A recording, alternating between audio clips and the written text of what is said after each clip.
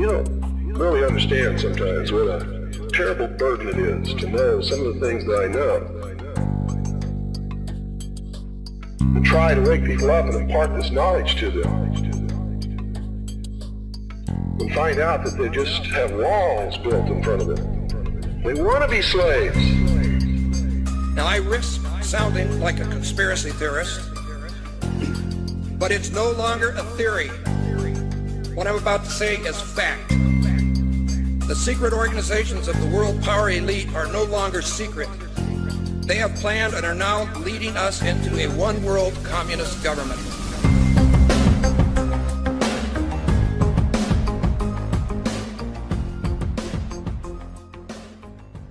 Hi, everybody. It's Sunday, October 8th, year of our Lord 2017. And I'm in the live stream here with Folius Hattius and Patrick, both leading researchers in Fakeology based in Sweden. And today, they're going to interview me, Fakeologist, and we're going to take this recording, of course, and pass it on to them, and they can chop it up and do what they want with it and make their own podcast. That is the plan. So I'm going to just sit back, kick back, and answer questions. Okay. Thank you very much, Abirato, to join us on this interview. And as I've told you in previous podcasts, I'm a great fan of your site, Fakeologist.com.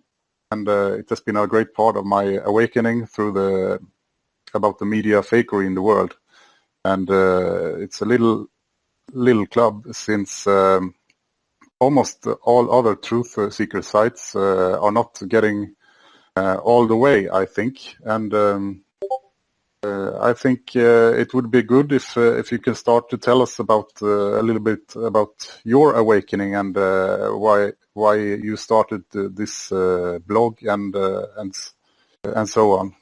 Well, it started in 2012 for me, and in 2012 there was a big media story about how the IRS, which is the Internal Revenue Service, which is a private corporation based in Puerto Rico, I believe, strangely enough, a U.S. colony, they were calling all Americans worldwide to file an income tax return regardless of whether or not they owed tax.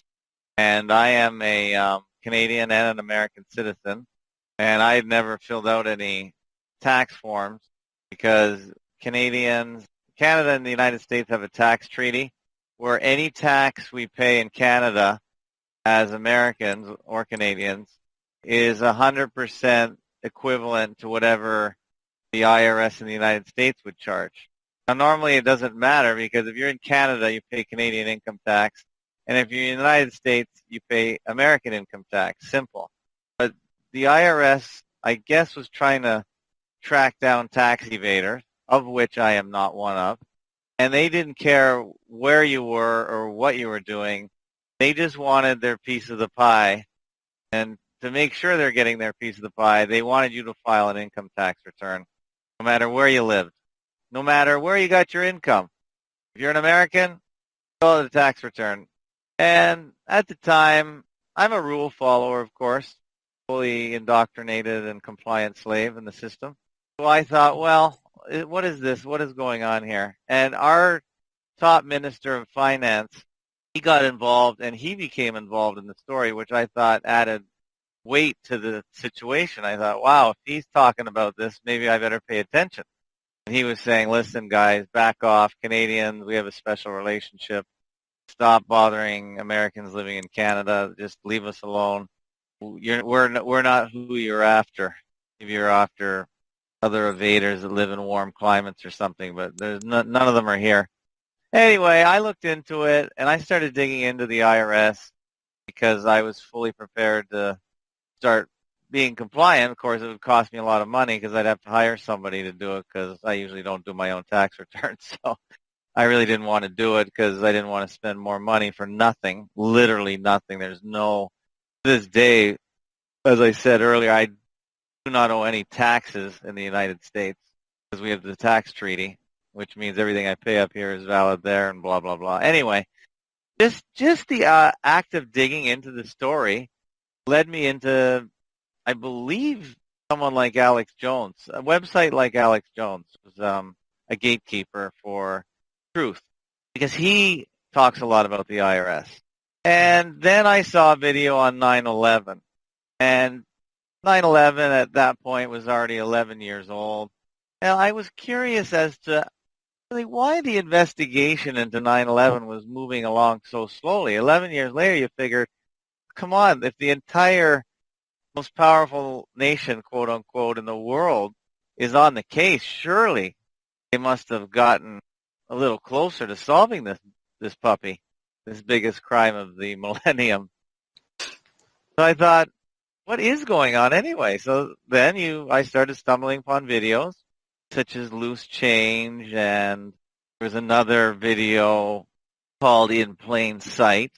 Plain as in a play on words. Plain is can be spelled many ways in English. It's all a homonym, which means the words are spelled differently and mean differently, but they sound the same. And I looked at them and I thought, oh boy, this is quite a mess. All these people are saying different things, and they're not really getting to the bottom of it. So I just kept digging and forgot all my tax troubles and got lost in this 9/11 vortex or black hole or rabbit hole, as we call it. And I just started watching the videos, and Loose Change did most to get me going on, really, this is a mess, and nobody seems to know what's going on. And I think I can't remember if I had seen Fahrenheit 9/11, which is a Michael Moore quote-unquote documentary.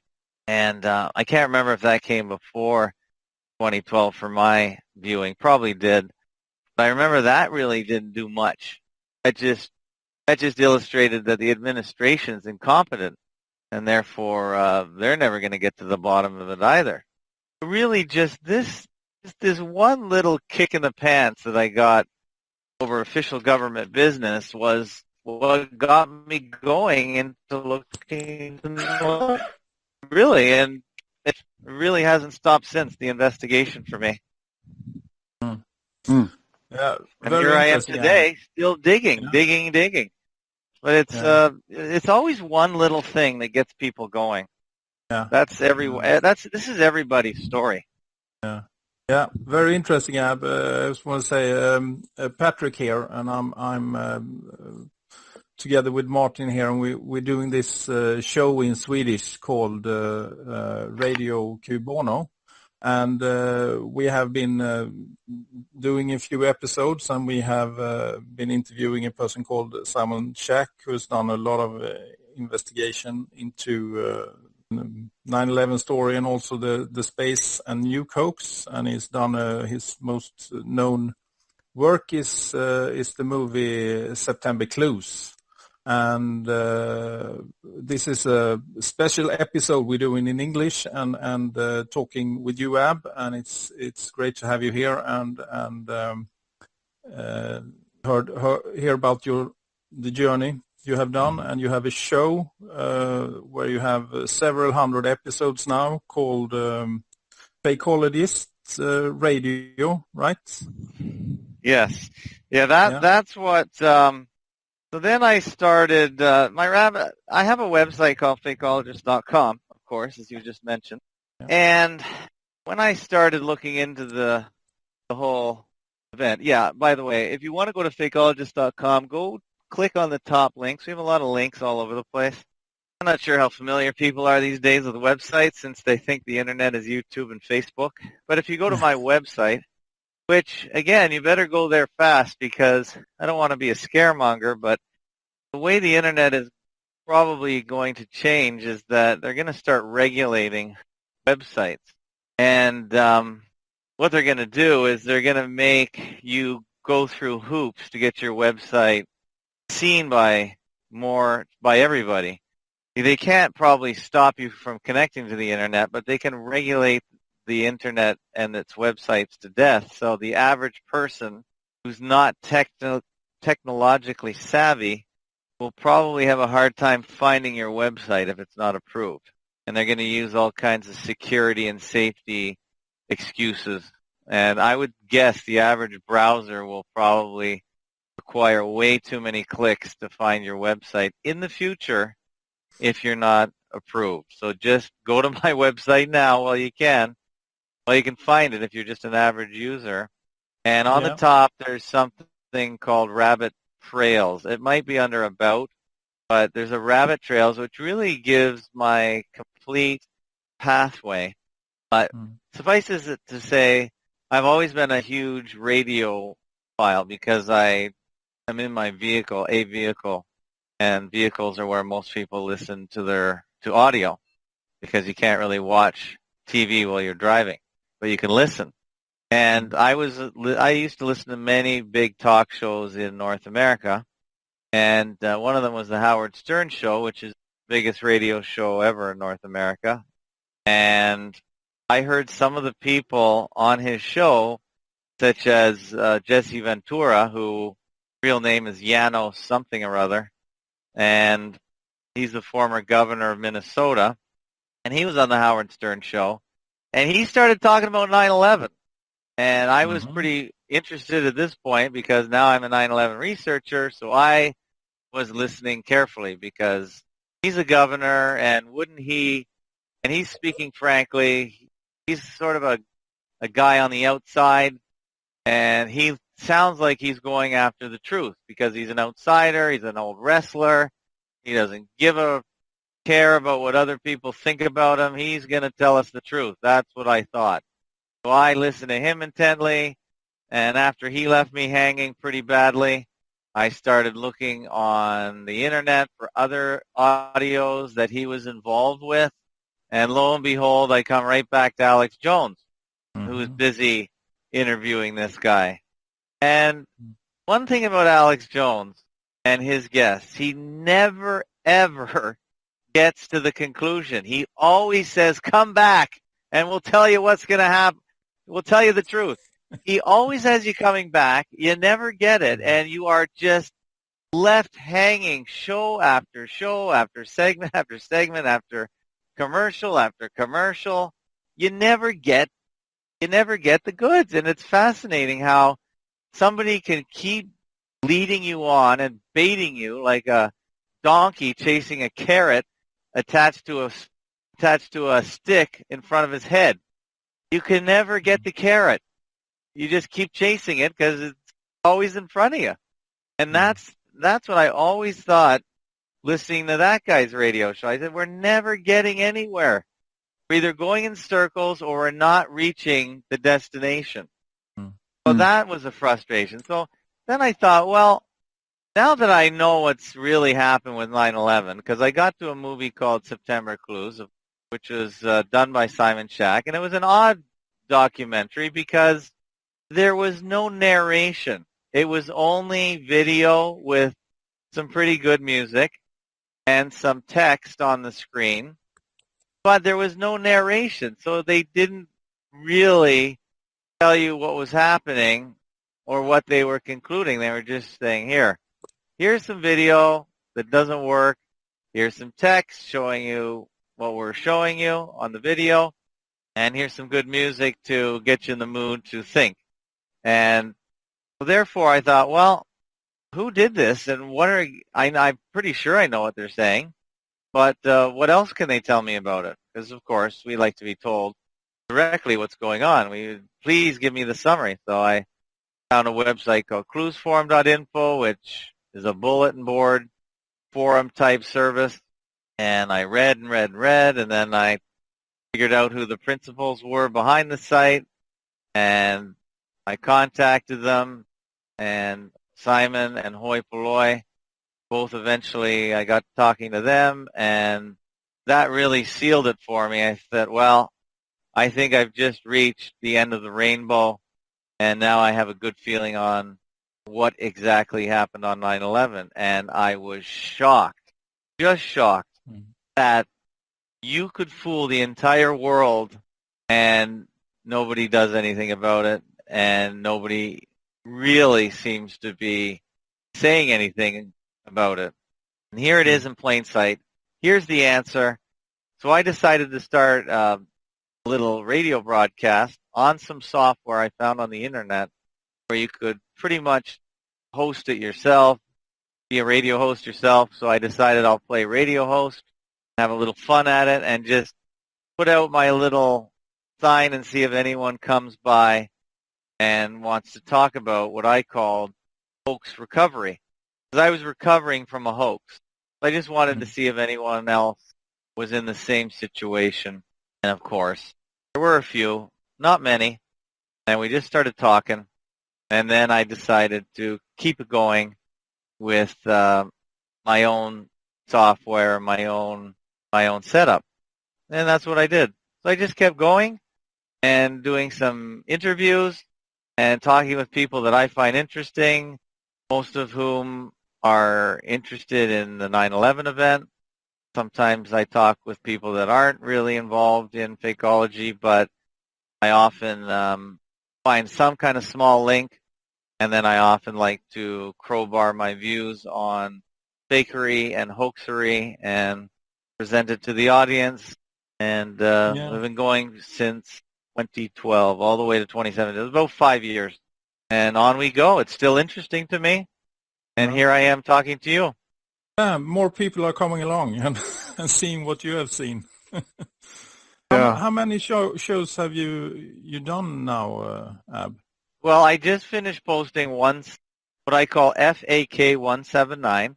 And if anyone wants to listen to it, I recently reformatted my phone, so I blew away all my settings. So now I had to go rebuild my database.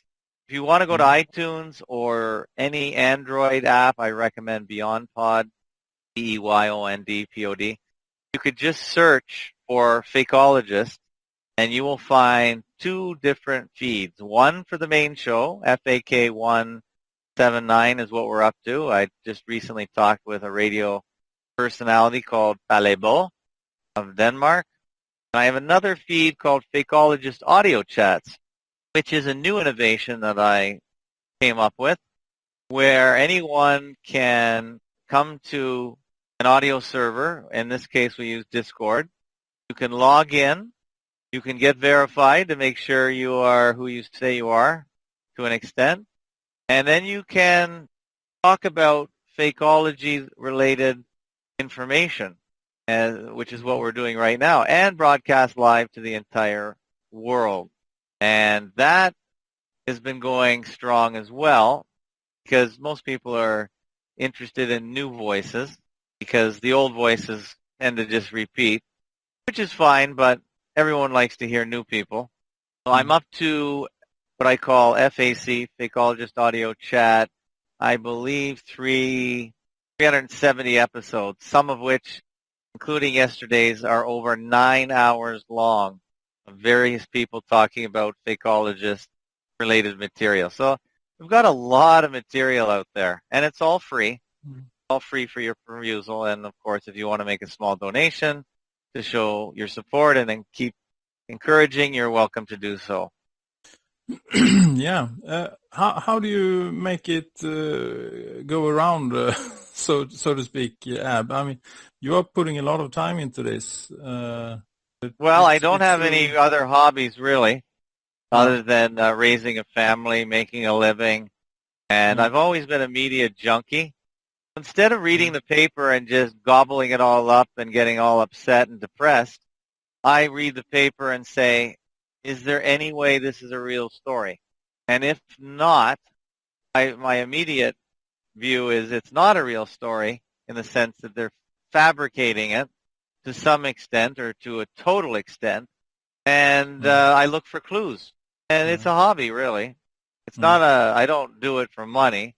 I don't mind a donation here and there, but I don't think I could make a living off it. Not a living that I could eat well anyway. But I just do it mainly as a hobby. And because they're producing an endless amount of material for us to consume in our daily lives, basically you never run out of stuff to talk about. And the only thing that's really changing is the degree of sophistication of the simulation. That's getting better and better. And there will be a time, and it might even be right now, where we cannot tell the difference between reality and Hollywood-produced media sold as true, which is, you could either look at it as scary, depressing, or just look at it as, well, you just have to get better at trying to figure out what's real. Yeah, that's a really good point, because we are at the stage now where it's not possible to distinguish computer generated imagery and real. Well, I wouldn't really say people have to be really careful with that word, computer generated imagery or CGI, because we have a member, I'll give a hat tip, shout out to Zal, Z-A-L, and he is a CGI game creator or programmer. And he's telling me the state of CGI, where you can actually use computer imagery to look real, is easy to detect. So we have to distinguish between video editing and splicing a video and layering a video and completely fabricated from a computer imagery. They're totally different things. Now, you use a computer to paste together video, but to actually create an image from bits and bytes still isn't there yet. And if you want to know the examples of CGI, you just look at the latest Hollywood movie, and you can tell usually they create a fictitious character that looks fictitious, doesn't purport to be a human, and you can see how they do it. And it's not quite human-like yet. No. So we have to be careful with the term CGI. But the computer, of course, is used to manipulate video and layer. And we know that studios and news uses layering and green screen, where they have a layer of scenery in the background, and in the foreground they have another layer, and they merge the two. But that's not CGI. No, that's good points, Abs. But I mean, what they are good at is having CGI assisting in the fake imagery now, to a point where it's very hard to see if it's fabricated imagery, if it's a movie or it's a real event. But I mean, one thing I think about, it can be good to do if you want to actually confirm that many of the things that have been portrayed as real, like the moon landings or whatever, is go back and look at those movies or that imagery from back in the 60s and 70s, because they didn't have this technology then, but they were still doing it. And it's easier for an untrained eye to conclude that those images are fake. But it's much harder today when they have all this much more advanced technology to do it with. So, and I'm a great fan of your show, Ab, as I said, and your Fakeologist site. One thing I've noted, however, is that, at least to me here in Sweden, it's quite slow. It could get load times and such, but and maybe that's intentional, you know. I don't know. Have you heard anything? It's on a share. Yeah, I've heard that. It's on a shared server. I don't pay for the highest speed. Any website has to be hosted somewhere. Yeah. And it is pretty large, and it's on a shared server, which means other websites are on it, and I don't know. You're listening to another hour of Fakeologist audio chat on Fakeologist.com. It's not on its own server, but it serves the purpose. I noticed the other thing, of course, is people use whatever technology is fast and convenient. I've noticed that since I've discovered this Discord server that we're currently talking on, people like to use that because it's less formal. They can just throw a link here and there in, and they're more apt to use that because people just always find the easiest route to whatever they're doing. So it's almost made their website less important because they're on this audio text chat server, and therefore it's kind of interesting how some users of this Discord server don't even know their website. They just know Fakeologist being this Discord server. So it's put more money or invest into a higher level of connection may not be worthwhile. No. But I have heard that complaint. I do take it seriously, and I will look into maybe doing something to make it a little faster, possibly. Yeah, I mean it's not really a big problem. But I was just thinking, when you talked about they are planning on making a more controlled and gated internet. Maybe they were intentionally slowing down things like this, but we're not there yet, luckily. Well, the website does get DDoSed, which means that they'll send an army of computers to just try and load your pages, and that just jams the entranceway to it and makes it slow that way or impossible to reach. But for the most part, I don't have any real problems. But the website is not connected at the highest expense right now. It's just on a shared server in Florida, and that's how it works. It's not a big issue for most people because personally, I don't even go to the website or other websites. I use what's called an RSS reader, which is an aggregator that literally pulls a text feed from all the websites I visit. So I never even go to websites unless absolutely necessary. I'll get pardon me? Yeah. Yeah. What websites do you have an RSS feed on? Well, I get all the media newspapers. They all have feeds usually. Yeah. Which they don't promote because they'd rather you come to the website and look at all the adverts. Yeah. And most good websites have a feed somewhere. They're never easy to find. But if you go to feedly.com, you can search. Usually you can search through feedly.com and it'll search for you to see if they already have the feed in their database.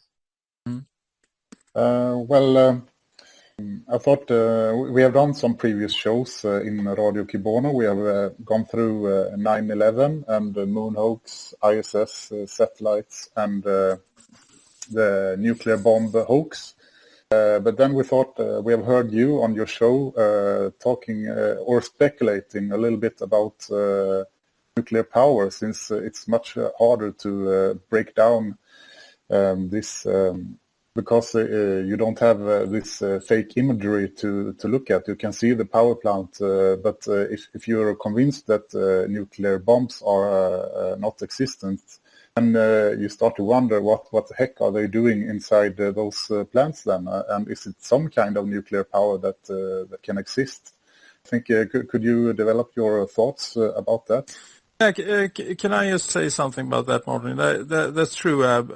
And I heard you on another good podcast that I really like and follow, and it's called the Clues Chronicle. And I think it was in episode 10, where you had the most brilliant layout or speculation around nuclear power and how it could be a big hoax. I mean, we don't know. I mean, we have to be humble about that because we don't have any imagery.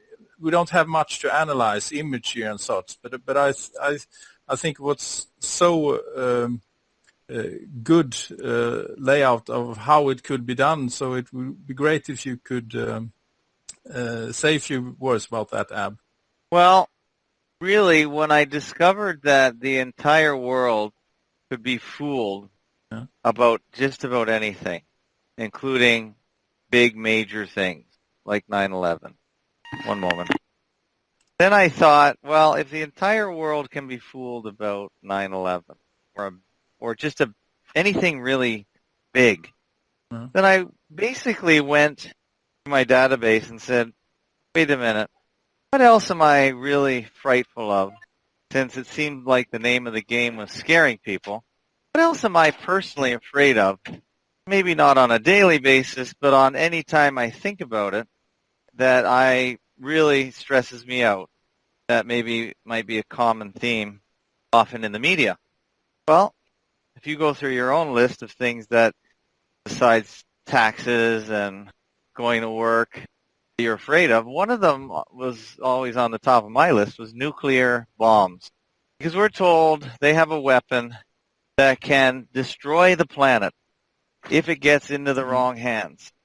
And I thought, wait, what if that's a hoax? Because now really anything goes in my mind. Anything goes because we know now, or I know now, how easy it is to fool everybody. Well, I never would have thought that possible because I figured I'm pretty smart, but I know there's a large percentage of the population that's smarter than me. You know, they how to build things and deconstruct things. So those people must know because they're so smart. They're just not telling us, either because they don't want to talk to us or they might think we're too stupid to understand. So I figured, well, somebody would have said something or said there must be some dissenting views in the world on this. I just don't know where they are.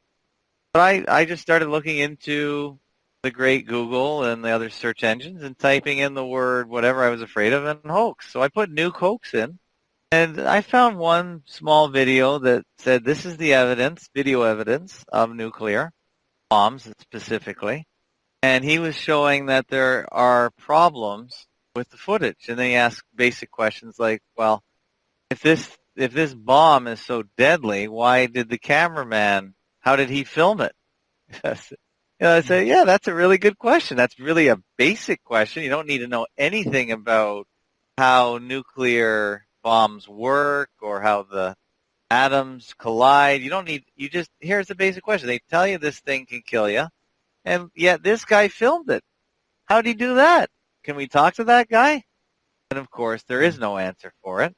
And there I thought, uh-oh, what if this was a fake? What if it's fake? Same effect. Everyone's scared to death. You can't see it. You can't taste it, touch it. You can't sense it with any of your God-given 5 senses, 6 senses if you include balance. And therefore I thought, wow, how deep does this go? Where is the genesis of the nuclear bomb? Where did it start? Who is involved? Who are the players? And then when you start digging, you realize that scientists really aren't scientists. They're what I call lientists, L-I-E, they lie. And really, they created a myth, and the myth was just propagated by only a small number of people, and then a larger number of people believed it because they couldn't understand it anyway, and then on it goes, and it just never gets questioned after tens or hundreds of years. And that is amazing to me. I thought, yeah, I can see how that can happen. I see how 9/11 can happen.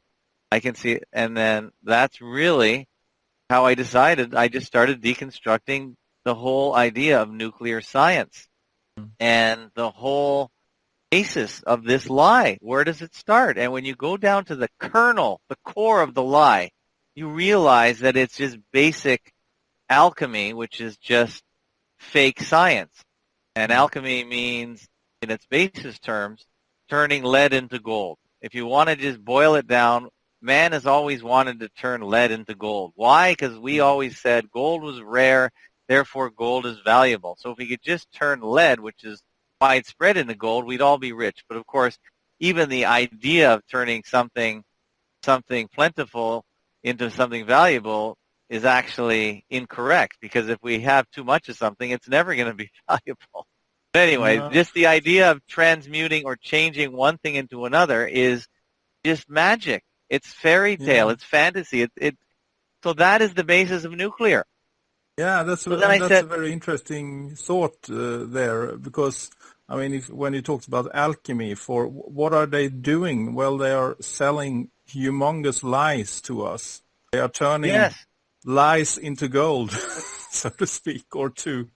Well, the gold in this case is just money, because they extract probably very large amounts of money out of people, including mainly from government, because government is this third party that we all hate, but we don't realize it is us. We give it the power, we give it the money, and it's just us. We are government, and we let it get taken over by psychopaths that they just get in there to take the money. They're not there to help. But anyway, I thought if nuclear weapons are fake, what about nuclear power? Because this is another, what I call, contradiction. We're told that nuclear power is an energy that is everything we ever wanted. It's clean, it's plentiful, it has no side effects. We only have this teensy-weensy little problem that once the fuel is spent, once it loses its radioactivity, then we don't know what to do with it. We can't dispose of it. So they create a huge lie, and then they have this little small contradiction where they say, well, it's the most wonderful thing that'll free the whole world up with plentiful free energy, yet it's quite dangerous, and you have to be super advanced to handle it, to understand it, and we have to figure out how to dispose of this small amount of material that never will lose its dangerous state. Yeah, that's right, Ab, and we have to build these extremely expensive caves underneath the earth, where we have to store this for thousands of years, and that, of course, costs a lot of money to do that. It's called, in Sweden, it's called slutförvaring, the final storage of the stuff. Right. Yeah. But the main thing that costs all the money are the plants, because only nuclear physicists, and physicist is a code word for magician to me, and only those people can work on the plants. And because only a few people in the whole world are able to achieve this magical status of nuclear physicists, it costs millions of dollars to consult. And literally, we need to bring them in to do the final assembly of these concrete plants that are just blights and eyesores, really. And these plants cost not millions, but billions with a B dollars to assemble and to run and maintain, to refurbish. Money never stops to keep these things going. When all they are, they even admit it, they're just water boiling facilities that use 100-year-old technology, or maybe 150-year-old technology of steam, where we boil water, we turn turbines that have magnets on them to create a magnetic field that creates electricity. That's all they are. They're boiling water facilities. Now, the only magic that's involved in these plants that you can't question or see are how do they boil the water? Where do they get the energy to boil the water? Do they burn anything? No. They have what are called magic rods. They call them fuel rods, and they are bundled together. A bundle is a faggot, by the way.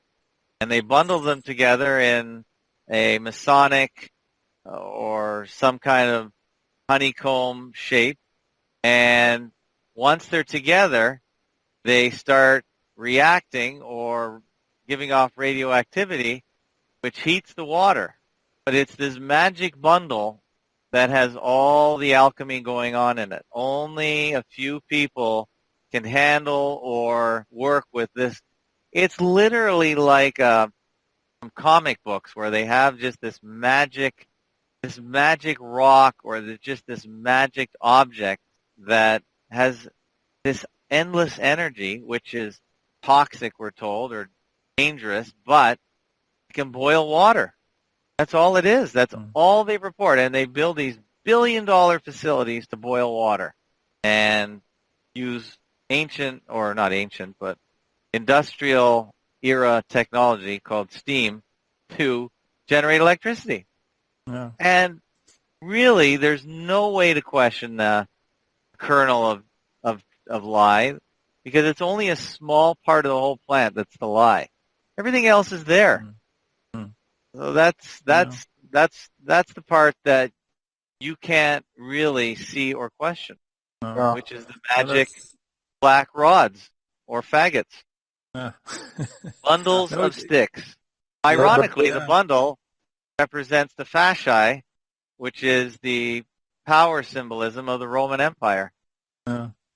I think it really makes a lot of sense. I think it's a very good reasoning you have there, and I mean we I think the last episode, the one before, we had at Radio Cubona, we had an episode about nuclear hoax.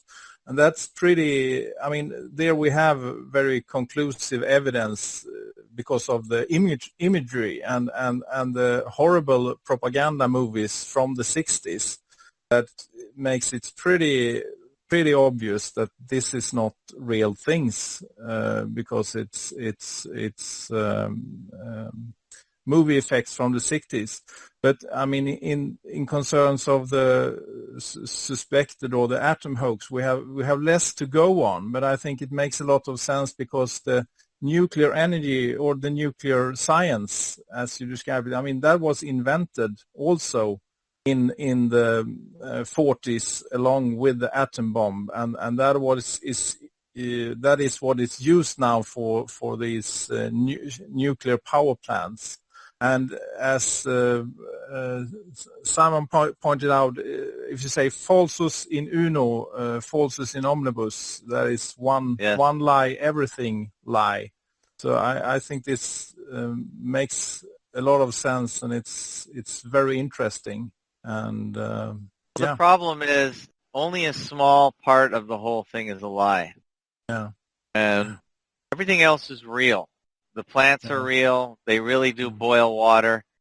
The question is, are they really boiling the water, or do they act as a, and you can, I only speculate because it's fun too.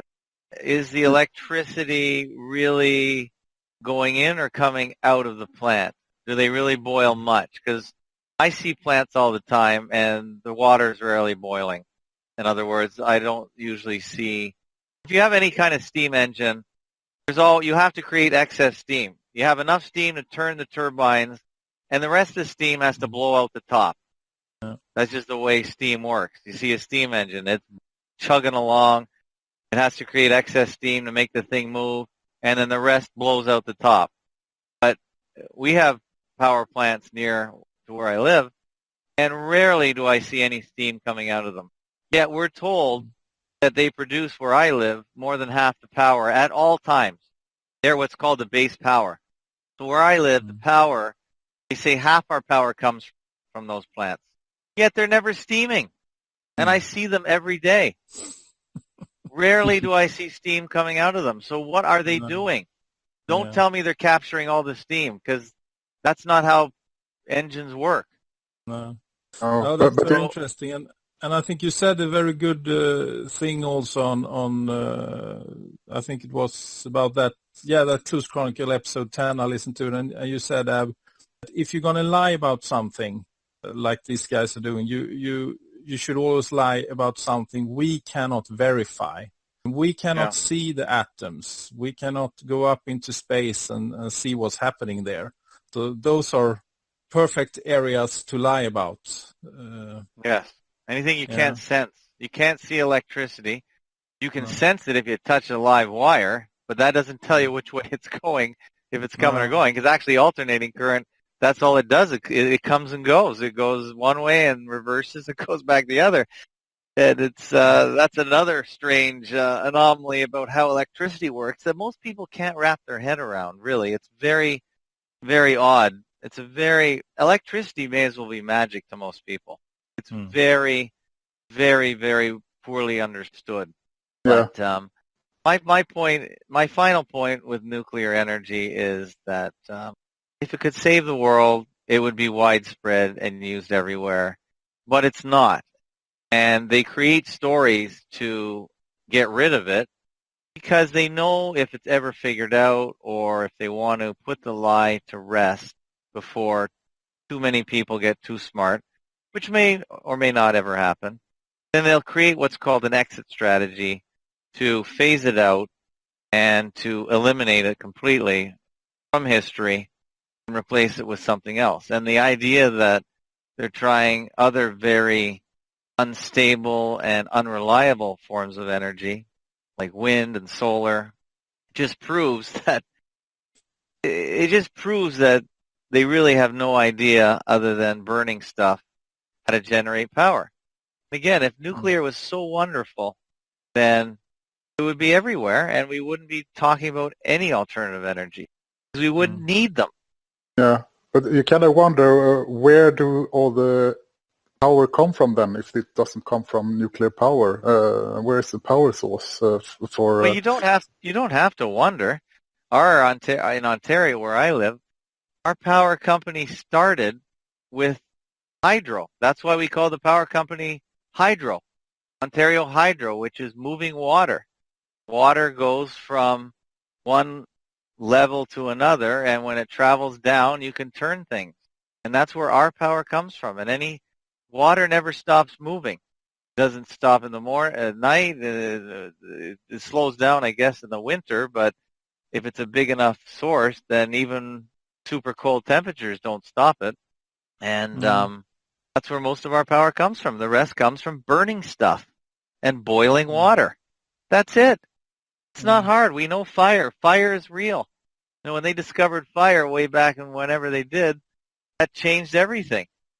Yeah, that's very interesting, and now I'm speculating again, but I think one is allowed to speculate around things like this. But I thought came up that in Sweden we also have a lot of hydro plants. Okay. And I guess you have in Canada as well, because you have a lot. We have a lot of water. Yeah. We have a lot of water here. Yeah, sure. But what I was thinking is that is it the countries that have a lot of hydropower that also have nuclear power plants? Sure. Why do we need them around? And that would make sense, because if the water storages get overfilled, you need to burn away now you can just let it out on the side. You don't have to. I was just thinking if the nuclear power plants is used like some kind of capacitator or to level out the electricity, so then it would make sense that it's countries with a lot of water power that also have nuclear power plants. But yeah, I'm just speculating now. But, yeah. So, Martin? Yeah. Shall we move on or? Swearing on the nuclear thing, another scare factor is nuclear submarines. If you could speculate a little bit about the appearance of nuclear submarines, and if you can actually be so many people on an underwater vehicle for several months, as they tell us, without seeing the sun and those small areas, if it's even possible to go over the Atlantic in a submarine. Yeah, that's another funny one, submarines, because I guess really got interested in submarines because of the nuclear aspect. Anytime that they use something I'm very suspicious of, then it draws the spotlight onto that subject, and we're told that submarines are generating nuclear power to power them. Before that, they just ran on plain old diesel, which of course is just burning stuff. And diesel's real, and you can burn it, and it makes engines turn. And once they introduce the nuclear aspect of submarines, then we have to question the whole idea of submarines, how they came about, how they work. And there's some video researchers, such as called Jungle Surfer.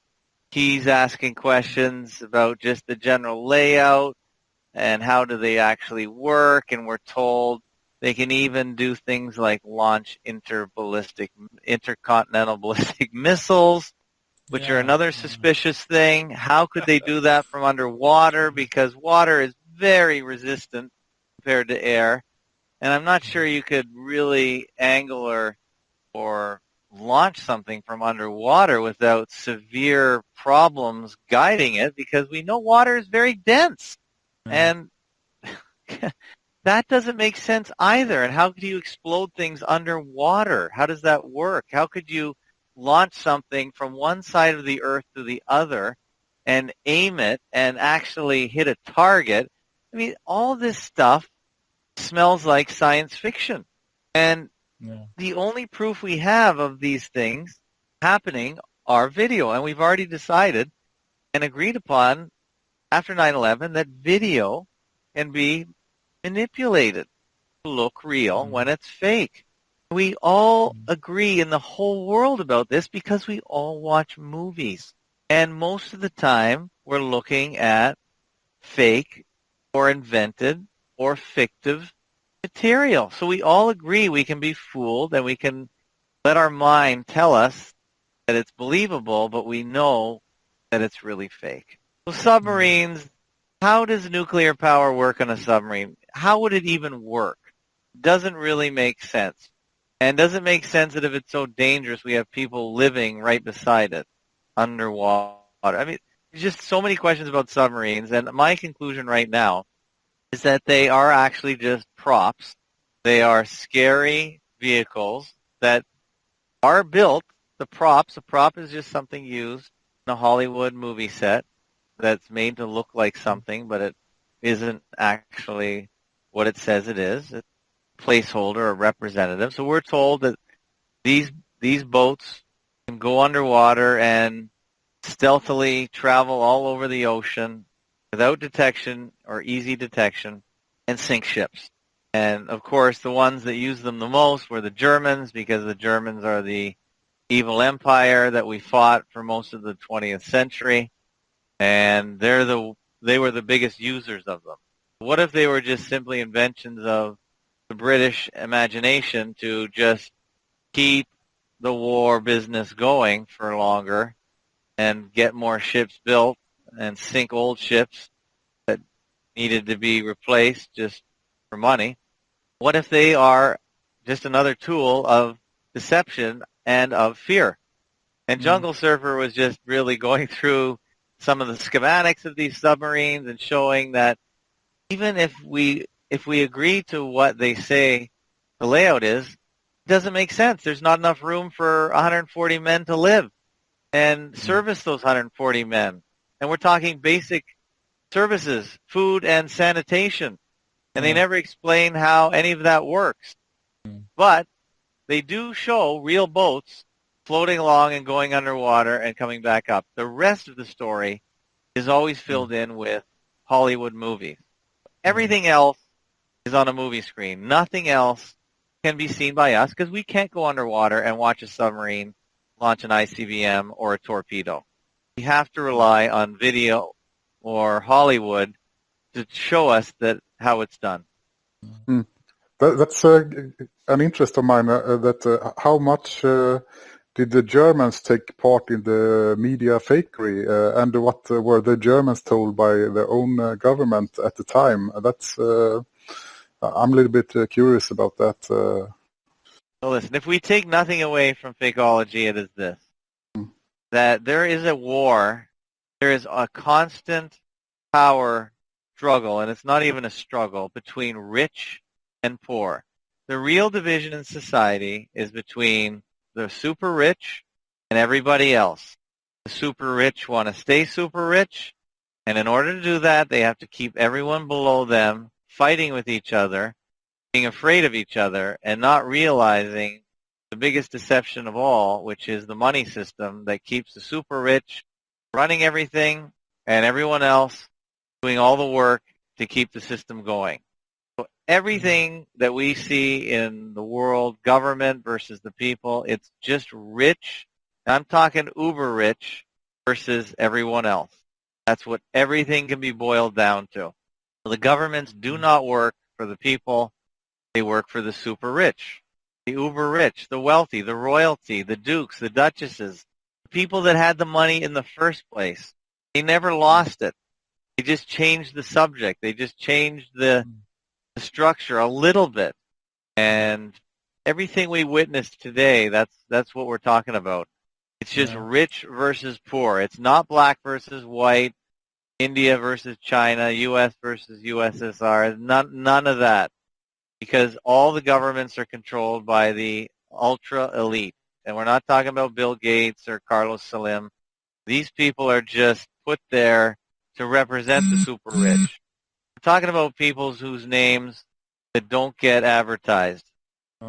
Yeah, very, very well put, Ab, and thank you so much for those speculations around submarines as well. I mean, I haven't thought about that much, but it really makes a lot of sense. That, I mean, how could these vessels work in actuality?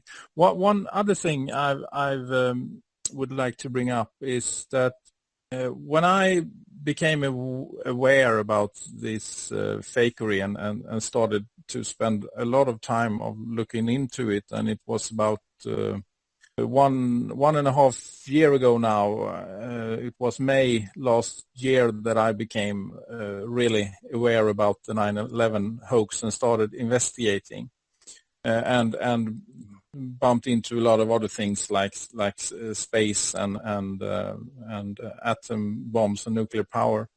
But one thing you pretty soon bump into is the question of the shape of the Earth. And that is something that is attached especially to movies investigating the space hoax. And since I was in a mode where I felt I had to question everything, I spent quite a lot of time in looking into this issue. But I found it very unbelievable and quite ludicrous. And I was really happy when I found Clues Forum and that article that describes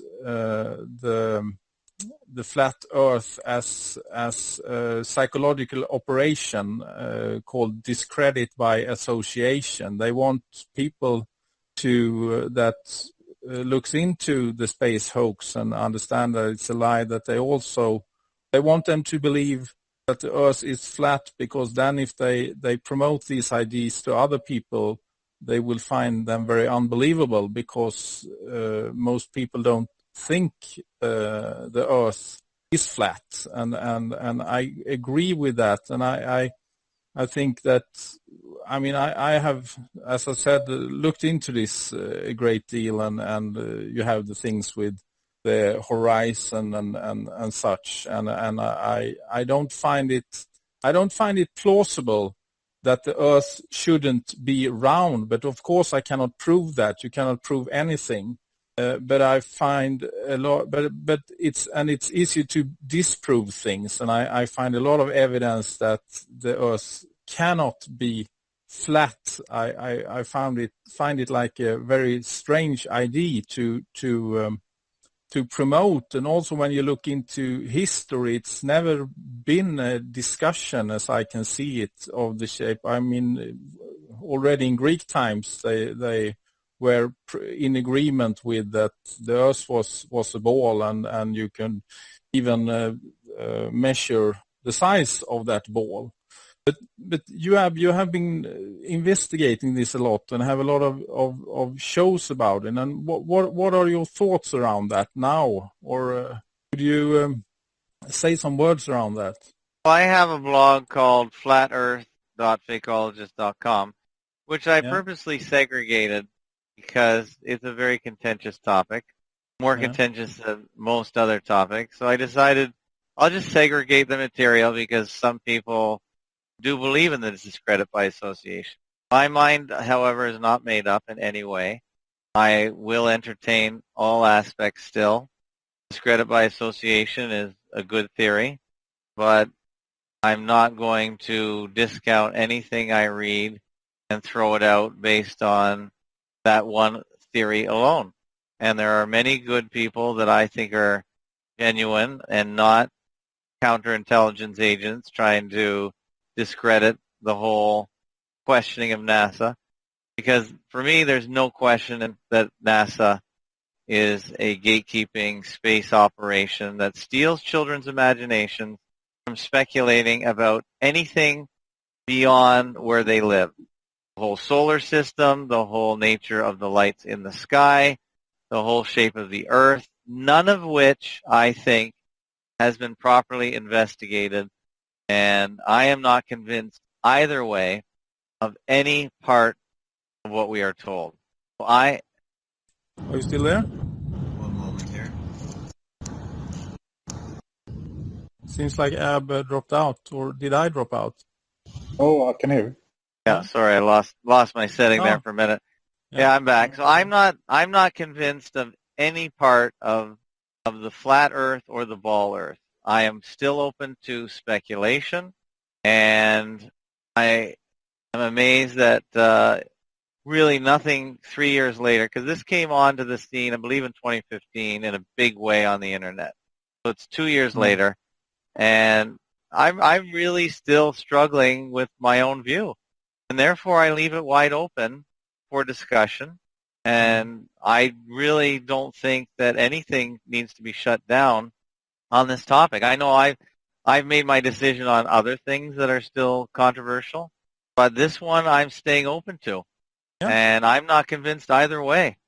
Right. And even listening to the people that promote flat Earth, a lot of the times they'll mix flat Earth with just being skeptics of the ball, and the idea that we don't have a good image, or we've only had 2 images in all the time of the Earth, is very suspicious.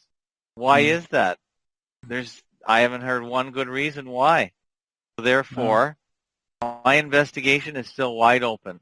Now, there's a lot of clowns involved in the flat Earth discussion, and there's a lot of people that I think are quite serious. And I'm just using my own discernment to figure out who's who. I don't. So to me, the case is still open. Yeah, very very good point, Ab. And I mean, you have your show, and that's your show, and you talk about things the way you want to talk about. But I'm pretty convinced about this credit by association thing, and I also think I see it play out, and it was interesting because related to that, I have my old man. He's subscribing to a magazine. It's called Illustrated Science. I think they have the same thing, that magazine around the world. And last time I visited him, I found a letter from to the subscribers from Illustrated Science, where they actually brought up this issue about the flat Earth, and the way they argued it was that the writer expressed concern about so many people are thinking that the Earth is flat now. There are these flat Earth societies gaining members. Famous sports stars are starting to promote that the Earth is flat. And then the arguing started, and what they did to argue against the flat Earth was that they talked about the International Space Station and all the imagery we have from our space expeditions that, of course, shows that the Earth is a ball. So they used their fakery, the space fake, that's space a big hoax, problem, to argue against the flat Earth. And that's a big problem. So you can throw that evidence right out the window. So what else do they have? Yeah, of course, yeah. But I mean, they're using their own lies to confirm this. So to me, it really plays out. Lies, what else do they got? What else they got? Yeah, they don't have anything. There is nothing. The big picture of Earth from space was their big put it to rest argument. Okay, so you throw out that picture. What else is there? And everything else can be explained and can work both ways, unfortunately. It can prove the ball, and it can prove the pancake. That's the problem. That is the problem. And but I mean, I call it a stalemate right now. Pardon? I call it a stalemate. It's a draw. Right now, the chess game is a draw. Yeah, but the point I saw here, or what I saw about that letter, was it really confirmed the way Simon expressed it as on Clues Forum as discredit by association, because that was exactly what they did there, to argue against the flat Earth with the NASA fakery, and they want to make people that investigate NASA and the space hoax to also start believing in the flat Earth theory. So well, I don't. I don't believe in anything. The only thing I believe in is investigation and keeping an open mind, and not so open that your brain falls out either. And I am not making any decisions. I'm just going to leave it open and just keep hearing arguments. And so far, nothing has convinced me other than the mainstream constantly saying the earth is round and spins in total defiance of all my senses. So when it's defying everything I can sense, I have a problem with it. And we are told not to trust our own senses all the time. And that keeps us off balance all the time. And I just don't subscribe to that. It's just, that is a deception technique. And again, if I know I'm being deceived, I'm very wary of anything I'm told. And right now, neither side is convincing at all to me of the shape of the earth and what we're living on. Yeah. Good points. Let's keep our mind open, Sab, but not so open that the mind falls out. Yeah, that's I am a little bit suspicious about that subject because if you enter space hoax and similar search words in YouTube, the first that come up is they're always ending it with, by the way, the Earth is flat. And as you told before, that they are trying to change the internet so that you can't find the really good stuff. So what you find, the first thing they want you to find when you search about those things is flat Earth related material. That's quite obvious to me, at least. But still, I say that you can look at this material because they dismantle NASA in a quite a good way. But well, you can. I know they're trying to link the two all the time, and they do have links. There's no doubt. There's links that can be used, but they can also be exclusive of each other. You can believe NASA's faking it, but you could also believe that the sun and the whole solar system work as we're told. You can believe all that. That's fine. They're not intrinsically linked at all. No, but that's an interesting thing as well. I don't think they are linked. They can be linked, and I know they are linking them in a lot of ways. But you can keep them separate in your mind. Why not? I do. Yeah. I don't see the link all the time. The link is not always there. But I know they're lying, and I don't know why they're lying, because if I knew why they were lying, it would probably help solve the puzzle. Yeah. You see? It would help solve the puzzle. And everything NASA promotes, I disagree with, because I don't see the proof. I just see the lies. So one of the big ones that I hear all the time is that we are insignificant in this universe. You and I are nothing. We are just specks of dust, and nothing we do is important because the universe is so big, and there's probably so many more Earths and so many more inhabitants that everything we do is a waste of time.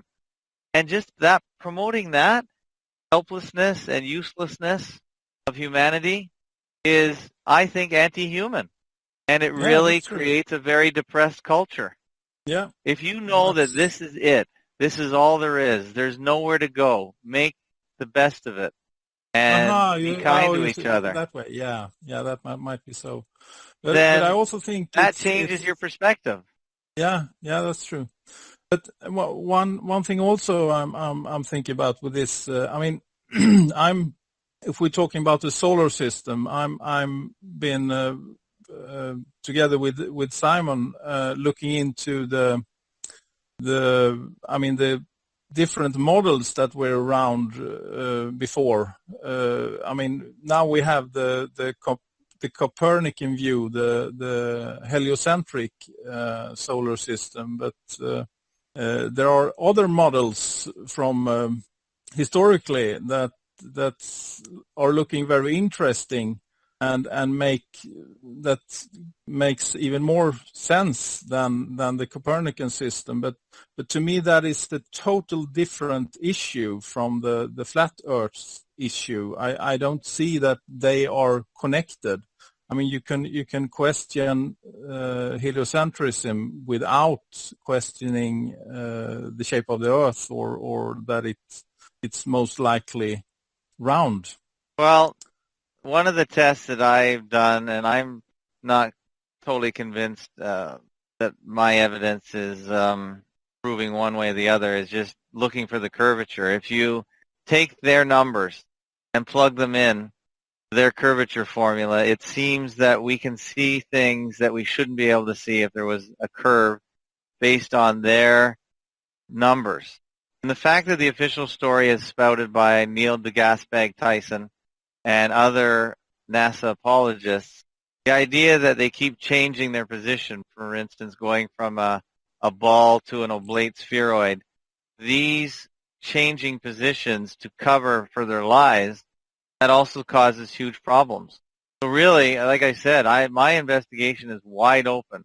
If I can't see curvature based on looking across what should be a completely flat terrain, in this case a lake, and all I see is flat, which is my sense, and it's contradicted by the official story that there should be a curve, there should be a bulge in the lake right in the middle that blocks my view, then there's a problem there. Yeah. And well, I just always boil it down to simple things. Yeah. Well, yeah.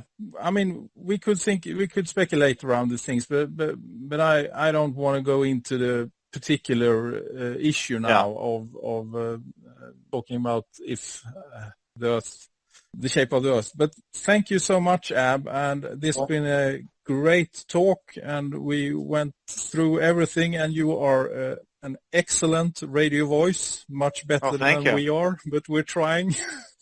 Yeah. Oh, I like hearing voices. I like hearing you guys talk. I wish I could understand Swedish. I'd love to hear your take on a lot of these things. Although we've had you as guests on Fakeologist before, and most of the audience at Fakeologist knows you and your opinion, and you guys seem sincere, which is important, because we know that what we research is infested with agents or people that are completely misled or confused by wrong or confusing ideas. Yeah. Don't forget, that we have to look at the manual of psychological operations. This is a real thing. PSYOPs are a real instrument of war. And one of my favorite lines from their manual is, if you can't convince, confuse. Or it's Sun Tzu, the ultimate warfare is made on deception. Yes. Yeah. Anything to avoid kinetic warfare, which is actual lead flying through the air and killing people. That is the goal of good warfare. Yeah. Yeah, it's about controlling the minds of the masses, because you still have people running the guns and machines and so on, so you have to have them convinced that they are doing the right thing in their mind. So that's the most dangerous weapon I think they have. Yes, mind control. Mind control doesn't really in chemicals. It just involves words and thoughts, and in this last 100 years, images. Yeah. Since we still have you online, how much time do you have? I think we should use it. This is very interesting, and I think it will be... Yeah, I've got time. I'll tell you when I'm out of time. I think I would like to continue. Another issue that's open for speculation is the one about the fossil fuels.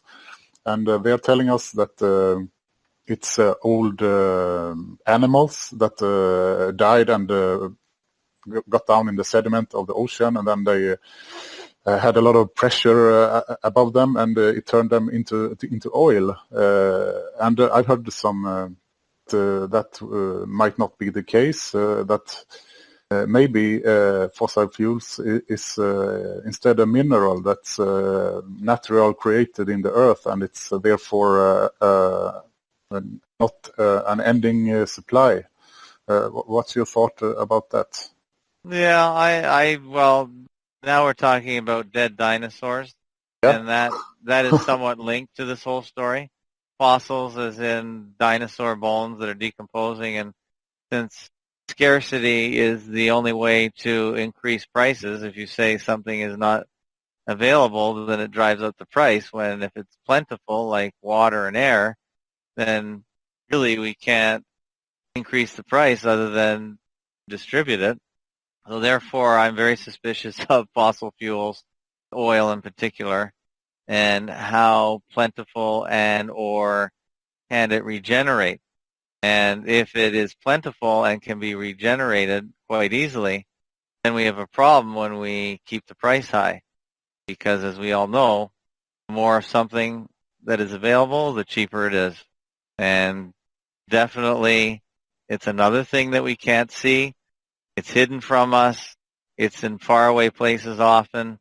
And we can only go trusting those that we're suspicious of. So there's a good chance that fossil fuels or oil is just another controlled market where they use it as a tool to just control the population. And in this case, it's used to control our mobility. We're told we're free to go wherever we want, but we're always limited, of course, by the cost of moving around. And if they want to slow down the economy or make people literally go slower in their cars, they can just say that they can just raise the price of the fuel that makes us go around. And that definitely impacts how people move and get around.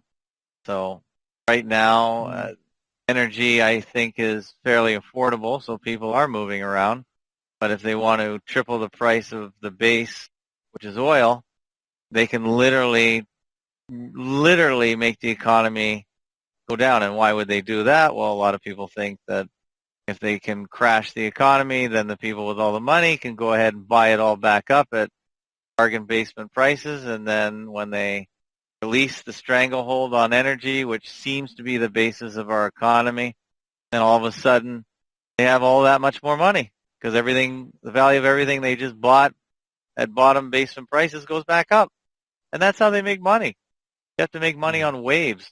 You make money when things go up and down. You don't make money when things stay stagnant. But yeah, oil is an instrument. Energy is an instrument of control. If there is free energy or very cheap energy, then it changes all the equations of the economy. Yeah. Really. If people don't struggle for food and water and shelter, then they have time to do other things and think about other things. And if they could literally free up a whole area of the world like Africa by giving them or showing them how to get free energy or nearly free energy, then instead of struggling to survive, they'll have time to speculate on other worldly problems like where do we live?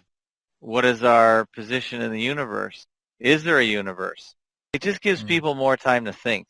And the most dangerous part of any population is when they have too much time on their hands to think. That's a danger. Because thinking people can be dangerous. Yeah, that's correct. But I think oil and energy are all instruments of control. Really, I really do. I think we have unlimited electricity, unlimited energy. I think it could. Hold on. You're listening to another hour of Fakeologist audio chat on Fakeologist.com. I think we have unlimited energy, and as such, it should be way cheaper than it is now. And again, if we don't have to pay electricity or gas bills that are taking up a big part of our income, which is our energy, our working energy, then we'd have more time for other things.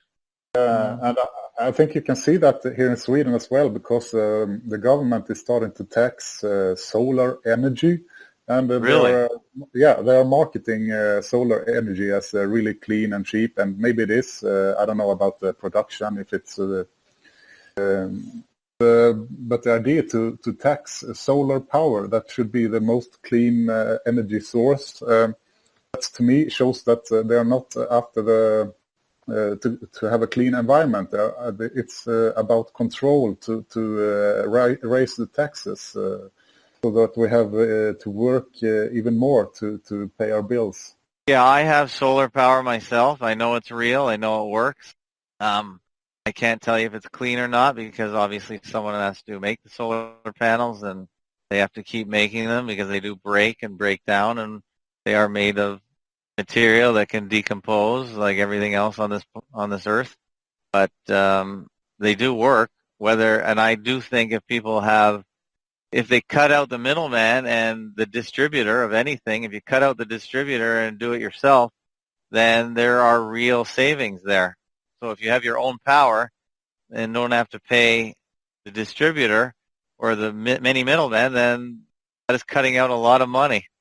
That is a real issue. Yeah. The taxing, that's interesting. One thing about Sweden, they're at the forefront of taxing people. I think they're the world leaders in taxation, which is literally a legalized form of confiscation, or if you want to call it stealing. I think we're some kind of experimental people, that they are the elite are trying the new ideas on the Swedish people, since we are very You're very compliant. Yeah, we think compliant. very highly of authorities, and we don't question them at a very high degree. So now I think we are at the forefront to move in a cashless society, and that's a little bit or much scary to me, because then you can start to make it impossible for people like you and me to make a living. You can confiscate digital money in just a push of a button, and that's a really scary future, I think. And not many people here are very aware of that. They think it's very convenient that they don't have to move cash around, and so. But they haven't in the way we are doing, and that's. Well, if it becomes a huge problem, people can just go back to basics and just start trading again. Trading is inconvenient. I can trade my horse for your bucket of apples. It's just inconvenient. How does it work in Canada, Ab? Because here in Sweden we hardly use cash anymore. Almost everything is by credit card. Yeah, it's the same here. Yeah. This is one world we're living in. It's a homogeneous world. Yeah. They just find different compliance levels from different areas. They literally try and stomp out any dissenting system because it's just better to have one system where everyone's on the same program and it just maximizes profits. Simple.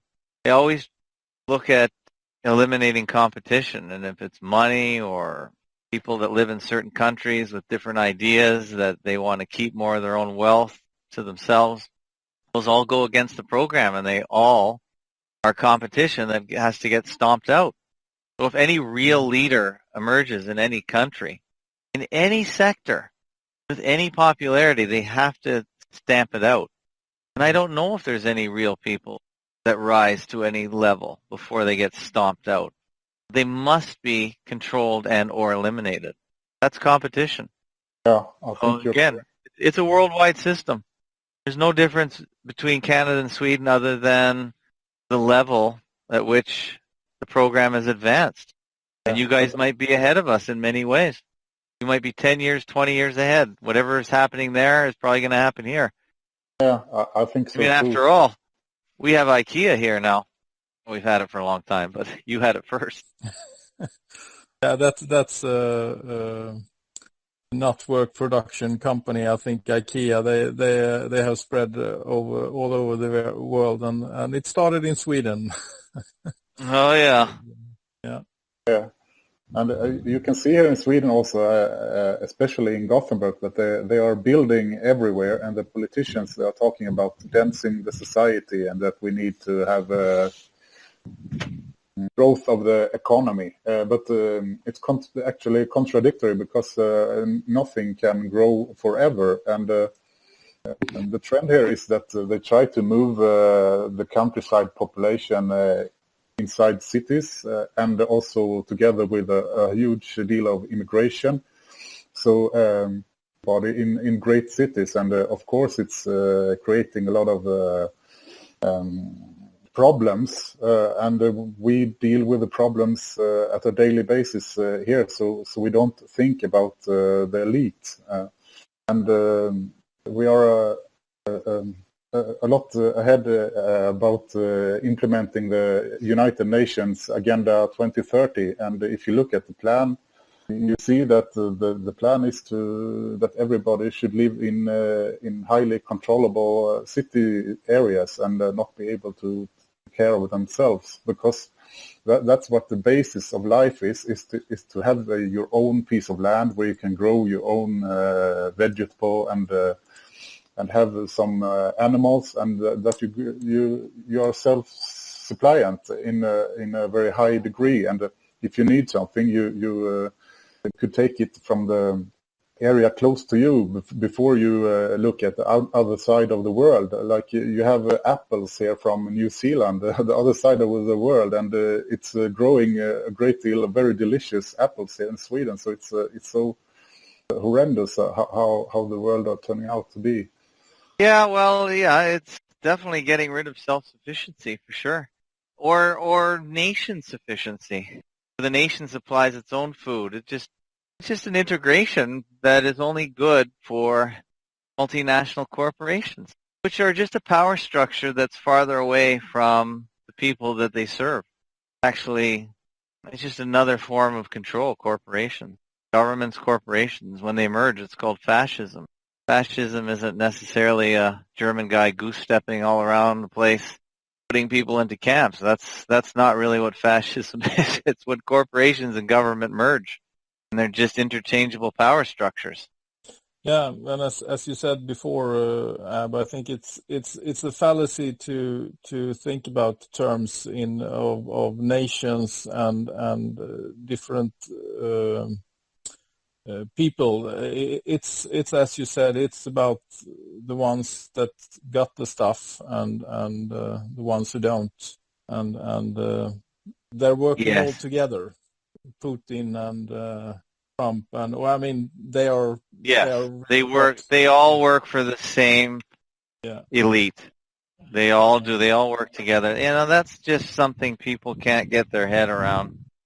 They just can't wrap their head around that. Because it's never speculated in public. No one speculates about it except us. Yeah, exactly. I'm curious, Ab.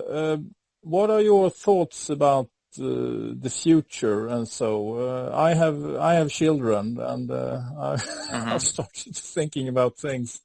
I mean, how do you think things are going to play out in the coming decades?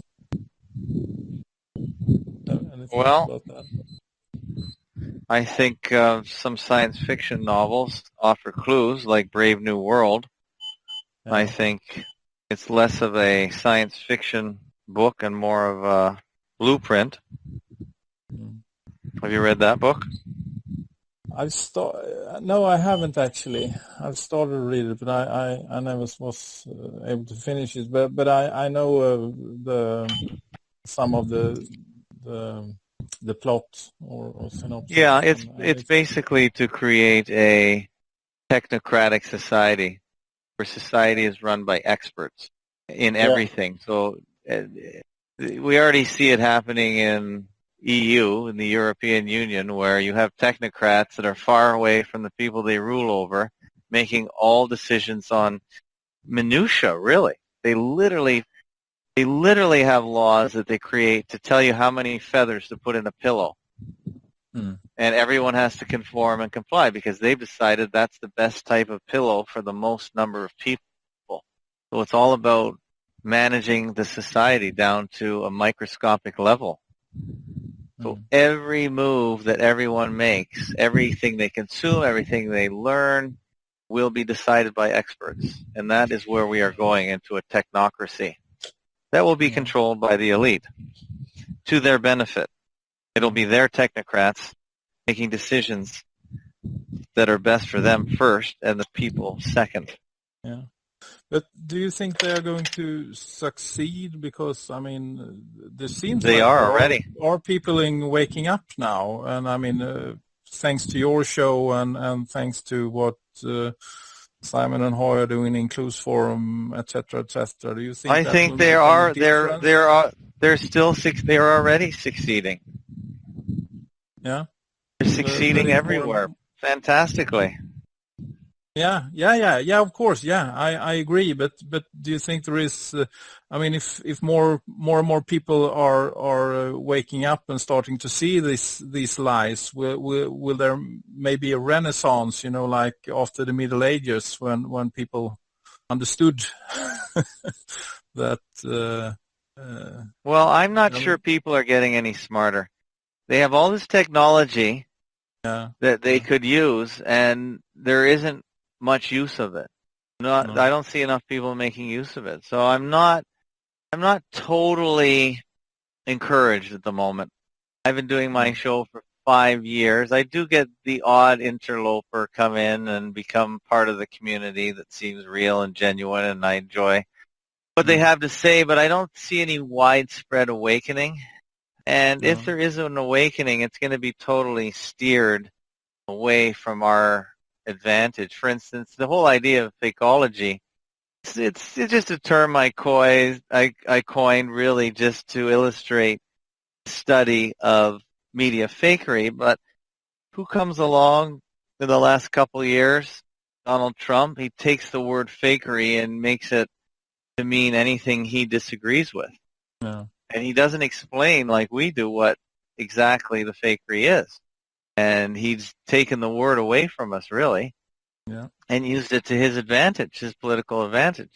And it's funny because when he came into power, many people contact me and say, aren't you happy you got someone who thinks everything's fake? And I said, well, I am and I'm not, because really he's not agreeing with anything that I promote, and he's just taking away my word and using it for himself.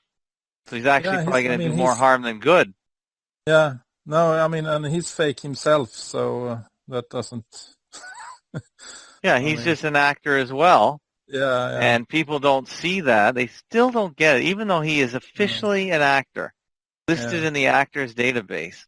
People still don't see that. Yes. Yeah, well, he was on a show called he was on a television show called The Apprentice. If you're in the media in Hollywood, you must join the Actors Union. And you're automatically cataloged as an actor. Yeah. Ronald Reagan was an actor. He wasn't a good actor. He was considered what's called a B-grade actor. He isn't Bob. But he was an actor, and everyone knew it. Nobody thought twice about it. They just saw the similarities and the parallels between president and acting, and they thought he fit perfectly. They loved him. Yeah. He was kindly. He was old. Looked like he was on our side. He was selling us all kinds of lies that were supposed to help us, but he was accepted. Yeah. So they tell us in plain sight what they're doing, and people accept it. They can grouse about it. And Donald Trump he's been really good at pitting the educated, I would say, against the not as educated in the United States. In other words, he's a hero to the little guy who doesn't have the highest education but is in the majority. And he's pitted him against the chattering classes, as I call them, the well-educated that think they're smarter than everybody else, doing whatever smart jobs they're doing. And he's really put them against each other. That's the real division that he has caused. Because every highly educated person I ever bump into just hates Donald Trump. Yeah. They hate him. They think he's a moron. He's stupid. How could he be leader? But yet, I do think the vote was probably pretty accurate, whereas most people at the bottom or near the bottom or the middle think he's great. But they don't control the media so much, so their message doesn't get out. So everyone thinks, oh, he must be terrible. But actually, most people support him. Not by most people, I'm just saying above 50%. It could be 52%. But because people are pretty divided down the middle. It's very down the middle. But again, we're just seeing a gap, a division between rich and poor, or more rich or more or less, or more rich and less poor kind of thing. But he has created a perfect diversion, and he is excellent at controlling the message. And it's not just him. He has a team. People have to realize one person can't even think about all the issues, let alone deal with them. He is literally there to just distract from everything that goes on, because government is so big and so widespread and so controlled by the companies that it serves that he is just a massive distraction. He's been one of the better distractions that has been put in that position. He's been fantastic. He's a worldwide distraction. So really, he's really terrific for business because they can do real things while the clown show is going on. Yeah, exactly. To be a good clown, he has to be very smart. You have to be very smart to be a good clown. I'm sorry. You do. That's true. Very so true. He's very smart. He's definitely brought up in the culture. He was definitely groomed for this job. People think, well, how did they know he'd become president? Well, I'm not saying they knew he exactly would be president, because I guarantee they are grooming 500 clowns for the position at any one time. He's just the one that they put in. He captured the imagination better than the other clowns, and they put him in. Yeah, but they're always grooming these clowns. Yeah. And I mean, it's so easy to control the American election if you control the media. And you have these three scales, and if you see that, I mean, you have two major options, and if you see one option, the option you want is not getting enough votes, then you bring in a third candidate that takes away some from the option that you don't want. You can do that. So I mean, it's pretty easy. Yeah. Well, it doesn't matter. They own all of them, so it doesn't matter who gets in. No, really. no. But I think they want They're Trump all this beholden. time. Yeah. Well, you know they wanted him. They put him in. Yeah. Yeah. Exactly. You don't have to wonder I'm about also it. Curious. I'm curious about what drives you doing this fantastic work with your show, Fakeology. Do you want to wake people up so there can be some kind of change, or what is it that drives you doing this? Well, again, it's just a hobby, and I enjoy it, and it's just fun to play with technology as well that we're given. I like doing that. I do like practicing public speaking because I think it's a lost art. I'm in no way that good at it, but I'm good enough, I think, to hold an audience for a period of time. Thank you. I appreciate that. And I like to see if I can convince others in a small way, because I know it's very difficult. I don't have the tools that the media has to convince people. I can't blow things up and make things happen and stage events. I can't do any of that because that requires a military force. And therefore, I'm not naive in thinking that I'm going to change people's opinions, but I think I can influence people's opinions, maybe one person at a time. So I think I can be an influencer of some sort, and I think it is a bit of a blank slate now. I think there's been a bit of a reset in the media in the sense that television and radio and all the old methods are being ignored by the new generation, and I'm hopeful that some of us have more of a level playing field right now. I'm not saying it's going to last forever, but right now we have a bit of a level playing field, so I enjoy the challenge of seeing if there's anything to be gained by this new media. And I just like being engaged with people, and I like challenging people that I run into. I've always liked challenging people in their ideas. I always ask them, where do you get your ideas, and why do you think that way? I've always, for Fakeology, I've always tried to do what anyone else is doing. So if everyone's having a drink of this, I'll have a drink of that. So it's a bit of in your face that I like. I like people that are oppositional and contrarian and take the other point of view. Those are the things that drive me. But I'm not delusional. No, I don't think it's going to make a big difference. Definitely helped me a lot, Ab, of looking at things in a totally different way. And I like to hear that. I like to get that feedback. That's great. Yeah. And I like anyone. Yeah, Martin. Me too. I bumped into September Clues and Clues Forum, but it's a lot of text to go through. So, and I'm like you, I'm moving a lot. I take a walk in the park and so. So I think I like listening to audio, and you have done an excellent job, and it's very interesting to listen to you develop your thoughts about things in the world. And you helped me a lot, and I will try to pass it on to the Swedish audience that hopefully will be listening to this in a greater number, as we are trying to promote this radio channel a bit more. Right now we just have a few hundred listenings, but I have some plans how we can try to get it out to a greater audience after we have fixed a little bit with the sound quality. I think everyone should use their voice and promote and realize they have a lot of power. They have a lot of power. They have a lot of free tools, a lot of inexpensive tools. You can start your own radio station where you can stream your audios 24/7 live, because the future is the internet as a communication device. So you could easily set that up. I think I use what's called an IceCast server. IceCast, I use a program. If you look at things Ab likes on the top of Fakeologist.com, you can see all the things I'm using, and I use an IceCast server that if you go to Fakeologist.com/radio2, I'm always broadcasting my shows to the world.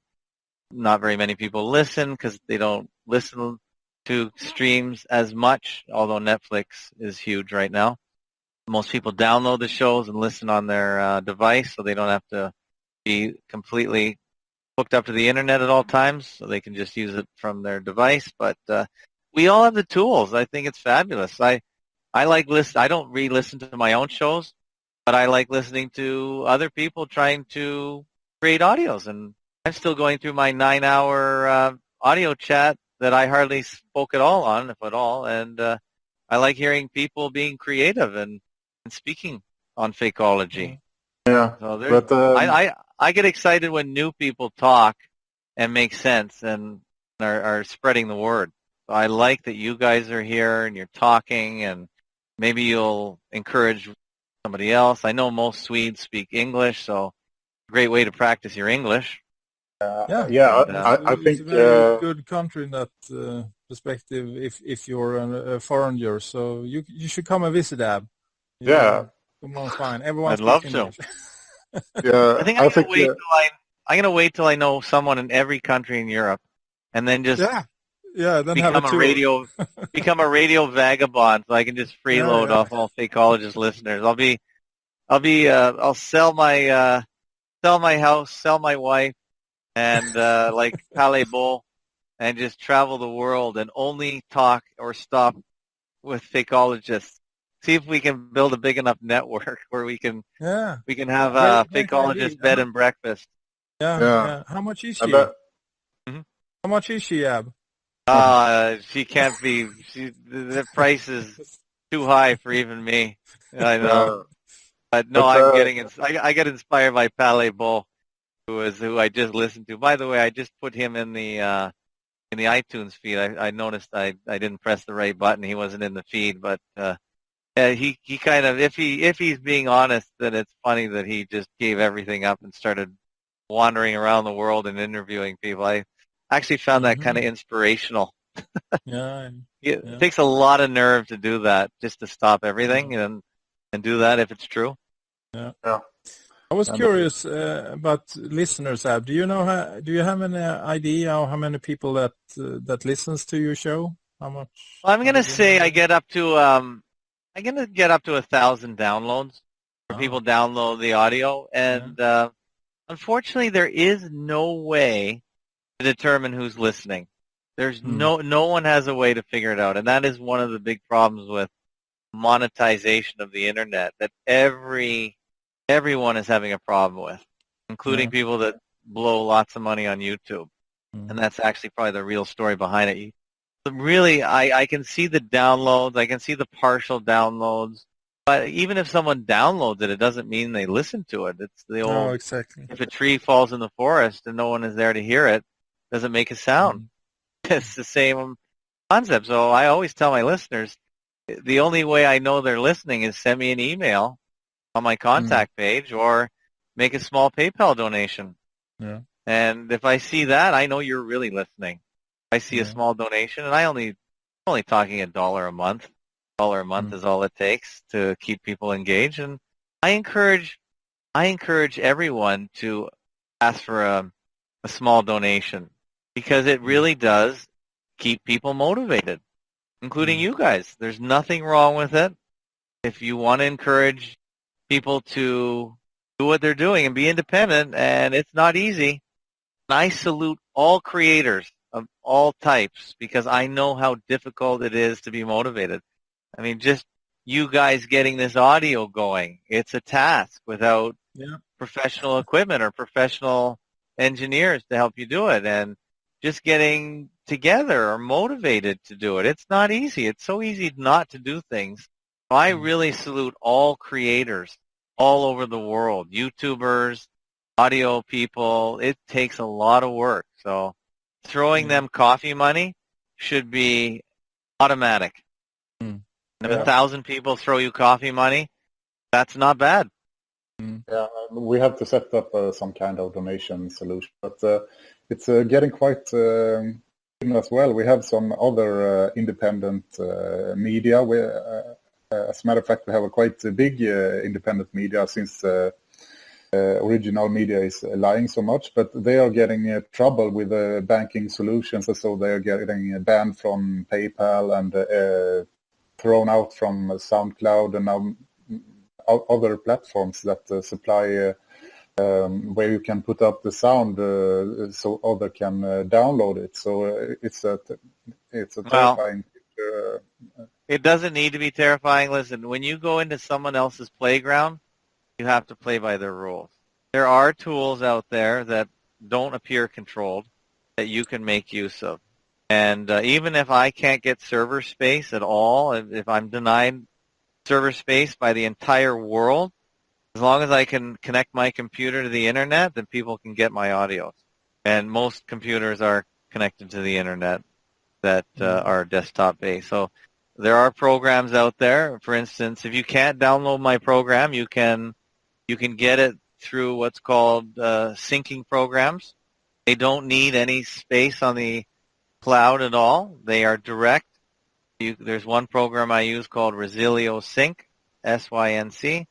You can just look it up, download it on your computer. It's free, and you can grab all the audios off my machine that I have shared. So there is no excuse for distribution. It of course, it's harder. It's less well-known. It's less widespread, but it still works. You do not have to be on other people's playgrounds. Yeah, but you still have to use the global elite's financing system. And if they ban the possibility for people to donate money to you, you are getting... that is true. It's harder that is true. Audio. No, that is true. I agree. But there are other alternative money systems, but I agree. The ultimate system of control is money. And if they control it, they don't care what you're saying, because they can keep you quiet. So I agree with that. It's tricky, but if your goal is not just to make lots of money, then you can still get your word out. Yeah. I'm curious, Ab, do you have a lot of BitTorrenting and illegal file downloading in Canada? Or, like movies and such? A lot of people. I don't know. Netflix probably put a huge dent in that because what they did is just lowered the price, so it's not convenient to file share. So I'm not gonna. I don't know. I have no idea. I know that if you're not tech savvy, you can't get too far. Yeah. Now in Sweden, it's been very popular with there is a site called Pirate Bay with and the Swedish creators of that site, and there was a big popular in the media, and there was a court case where they sued the creators of Pirate Bay for several millions for losses of movies. But I have a different thoughts on that. I don't know if Pirate Bay is real. really controlled or really created by some rogue renegade. I don't know if the court case is real. I have a funny feeling that it's just a controlled opposition situation where quite possibly the media themselves control the site to promote alternative models, and it promotes their stuff as well, their material, and it does. If they control the largest sites, then it hinders any innovation as well. The best way to limit the opposition is to control them. So this applies to business especially. So if you buy your competition or you create your competition, so no innovator is going to even try to compete with you, then that's the way to do it. So I'm not convinced. Google's famous for this. They'll find an area, they'll offer a free product and take away all the money out of the product. So competition evaporates. And then they'll either close their product that took the market or they'll monetize it. Yeah. And then they'll own the whole market they might not own it forever, but they'll own it long enough because business works in cycles too. They own it for 5 years, then it'll take 5 years for someone to get going.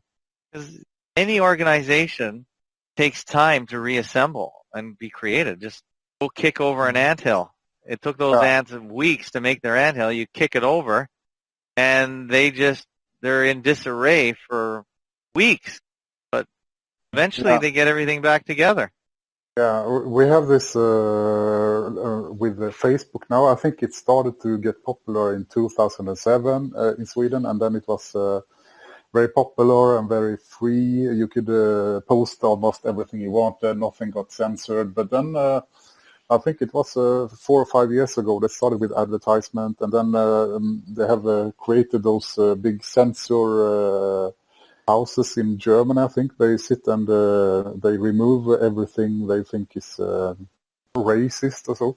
And so more and more people I talk with, they are getting banned because of simple things that they are telling about the government, their wrongdoing and so on. So we are trying to look at new platforms, and a lot of people are migrating to Kontakte. I think it's some kind of Russian site, but maybe it's a part of the control system that they want to control. Well, yes.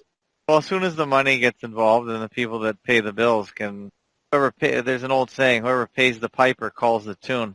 Yeah. So whoever's paying can say what they want. And that's how YouTube, I think, started clamping down, because I think the money was coming in and there wasn't a lot of feedback about where the advertisers were being advertised on, and then when some of the channels were controversial, the advertisers just said, we're not paying for that, and then maybe it was just easier to shut the channel down than try and change the way ads were presented on the network. I don't know exactly how it worked, but the bottom line is the advertisers pretty much said where they want their money to go, and if it's not where they agree with, then those channels disappear.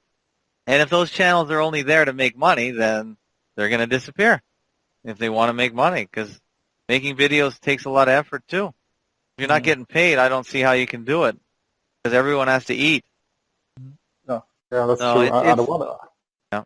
I wonder how long YouTube will be so tolerant. Maybe it's not so tolerant now, but still they are allowing Simon Jack's Plan the Clues to be online, and our radio shows is not taken down yet. But I think they will do that in the future as the censor is getting more severe. But it's possible. It's possible for sure. Yeah, and I think the thing with Facebook, for example, that is obviously very highly controlled and censored today, is that they are getting people used to censorship. They are weaning them into this, so we won't mind about it so much, but they have to do it gradually. So maybe it's for. To prepare us for what the bank will do to us in a quite near future, that you get some kind of message that you have a suspicious thing going on, and therefore they're closing you down. And if you try to contact them, it's like contacting some kind of wall. Yeah. Yeah, I think that's the future. We are seeing that kind of treatment of oppositional forces here in Sweden right now. Mm-hmm. Yeah, well, you see things maybe before we do. Okay, but what do you say, Martin? Yeah, I think it has been a good talk. Yes. Do you have anything you want to tell the Swedish audience, Abirato? Well, I'll tell the Swedish audience that Martin and Patrick are at the forefront of fakery research, and you should support them in any way you can, and thank them for keeping them updated on worldwide fakery, because it may not happen all the time or often or in a big way in Sweden, but could in the future, and they need to be on guard for it and not to worry and not to submit to the fear that is purported all around the world, and just try and understand it instead of just assuming it without thinking about it. And you guys are doing good works and should be congratulated for spreading the word and hopefully educating people. Yeah, and that's what motivates me. If what you are doing is you're getting that the people show that they like what you are doing. That's what drives me. Yeah, and we're not doing it for the money. No. Really, I know people might think not doing it for the money. We're doing it really for a better the future. Enlightenment. Yeah, all we have is the future. The past is behind us. We can't do anything about it. We can only do it for the children, really. If you have children, like you said you did, and you want them to live in a better world. And part of a better world is not being worried all the time and depressed. Try and understand the system that we're in, who controls it, how the methods of control, and realize that you can still be in the system but not stressed out about it. Because I don't think it's realistic to start your own system. It's just too much work. But if you can live in the system in somewhat peaceful ways by understanding the instruments of control, which are media and fear in the media, they work together. And if you understand how the media works, all levels, social, traditional, you understand that is the primary instrument. And all the people in the media, yes, they are in on it. Because if they didn't understand it when they went into it, they sure understood it once they were in. Definitely. They definitely understood what they're doing once they're in.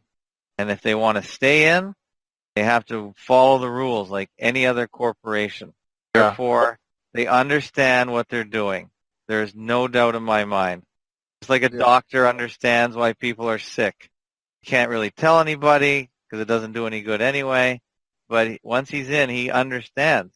It's like any system. Once you're in it, you understand it. And actually, no one outside any system really could care less about it, how it works.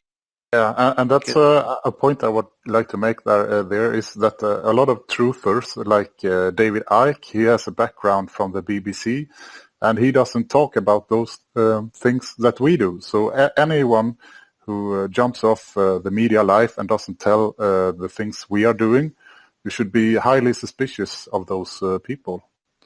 Yes, because we know through September Clues that the media and its personalities are the main tools. It's them. It's not even the message. It's them. They're the ones participating in the lies. Yeah. They're the ones promoting them. They know what they're doing. Yeah. They are the problem. Yeah. And disinformation is such a huge part of this. It's like you said, if you cannot convince, then you can confuse. Mm-hmm. And that's going on a lot. Yeah. So that's what we try to contribute with our show. That's to try to hide the level of information to the truth-seeking moments for those that have a true intention to seek the truth. Because I think there are a lot of those people out there that are trapped in some kind of rabbit hole that's put out there for them to go into. Yeah, not everyone even we're doing knows. the best we can. But thank you so much, Ab, and thank you for the great work you're doing. And thank you. It's a pleasure to listen to you on your show at Fakeologist.com and this Fakeologist Discord channel you have. I encourage everyone to go in there and have a chat with people. And I mean, if you're Swedish, it's probably pretty easy because you speak English.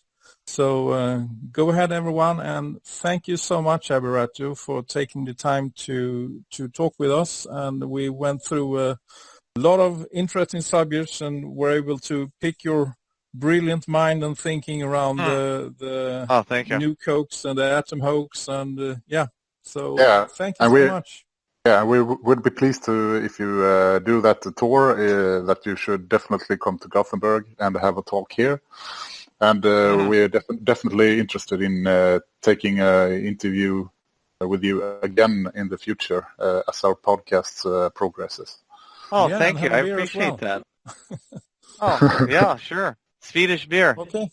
Yeah, so we wait for, since you are recording, we are waiting for your the sound to come out at your side. The technique is not with us yet. Have a nice day then, and thanks to the listeners for listening to our show. Yeah. All right. Take care, guys. Thank you. Take care. Thank you. Thank you so much. Bye-bye. Bye-bye. All right. Take care. Bye now.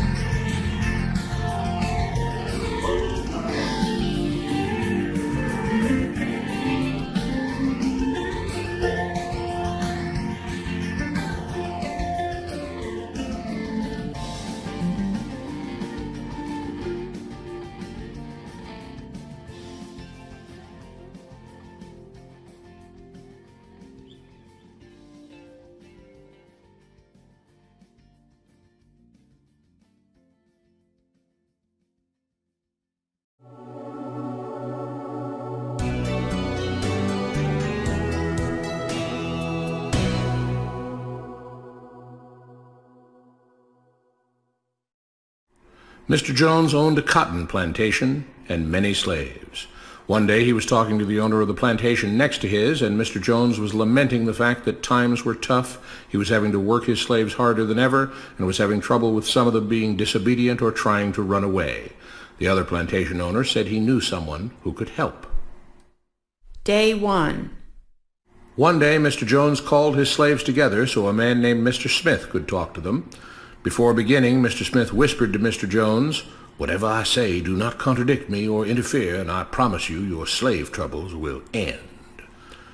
"My name is Mr. Smith," he said to the slaves, "and this may be the happiest day of your lives. From today forward you will no longer be slaves, but free men." Mr. Jones was so shocked he started to step forward, but Mr. Smith gestured for him to remain silent. He did, only because the other plantation owner had spoken so highly of Mr. Smith's skills. "You are no longer the property of Mr. Jones," Mr. Smith continued. "You are free. No more would you be forced to labor for the benefit of Mr. Jones. Now you can work for yourselves." Now the slaves were all murmuring and looking at each other. Many were smiling, many were looking puzzled.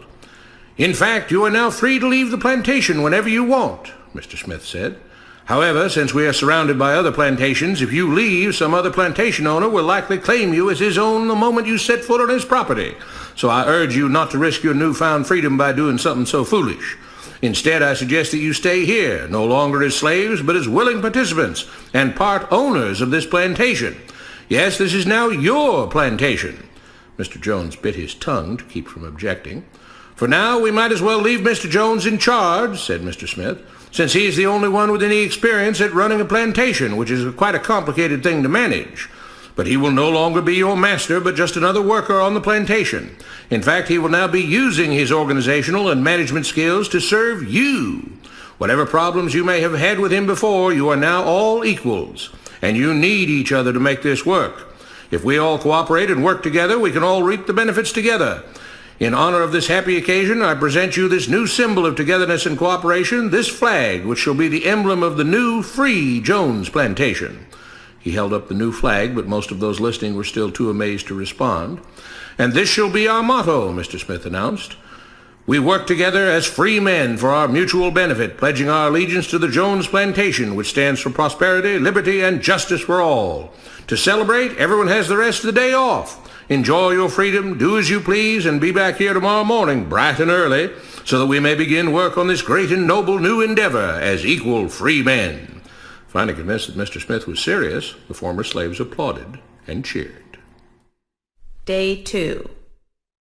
"We all want this plantation to do well," Mr. Smith said at the beginning of the next meeting, "so we can all share in the benefits. We all know that it takes a lot of effort to make a cotton plantation work.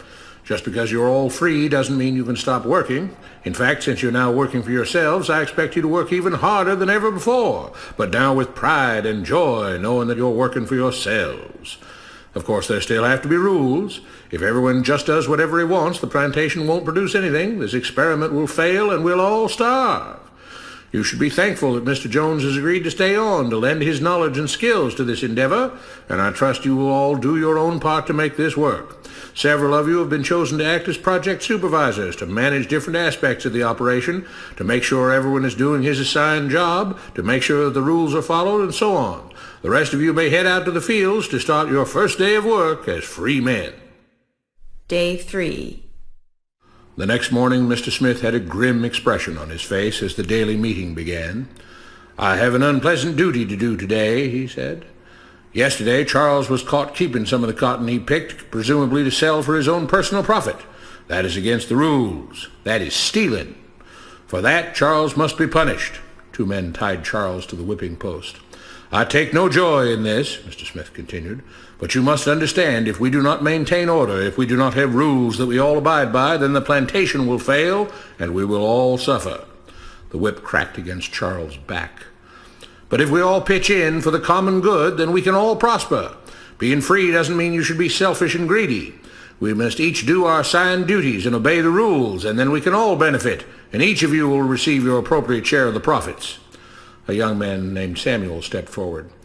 "But if you and Mr. Jones decide the rules and whip us if we disobey, how is that any different from what we had before?" "How can you say that?" Mr. Smith asked. "I'm shocked. You were a slave before, and now you're free. Things still need to be managed and organized by those best qualified to do so. Do you know how to run a plantation, Samuel?" "Well, no," he answered. "But if we're free, why do we get no say in what the rules are and how things work?" "I'm surprised at your ingratitude," Mr. Smith answered. "None of you know how a plantation is run, so you're in no position to be making decisions about how things are done here. You don't seem to appreciate all the things that Mr. Jones provides for you, from protecting you from all the outside threats that you know nothing about, those who would come here, capture and enslave you if not for Mr. Jones' protection, to making sure that you all have food and housing, tools to work with, that you're cared for when sick and injured, and so on. There wouldn't be a plantation at all, no cotton to pick, no land to plant and harvest, if not for him. You should be grateful that he's made possible the level of comfort you now have. Your lives would be far worse if not for him.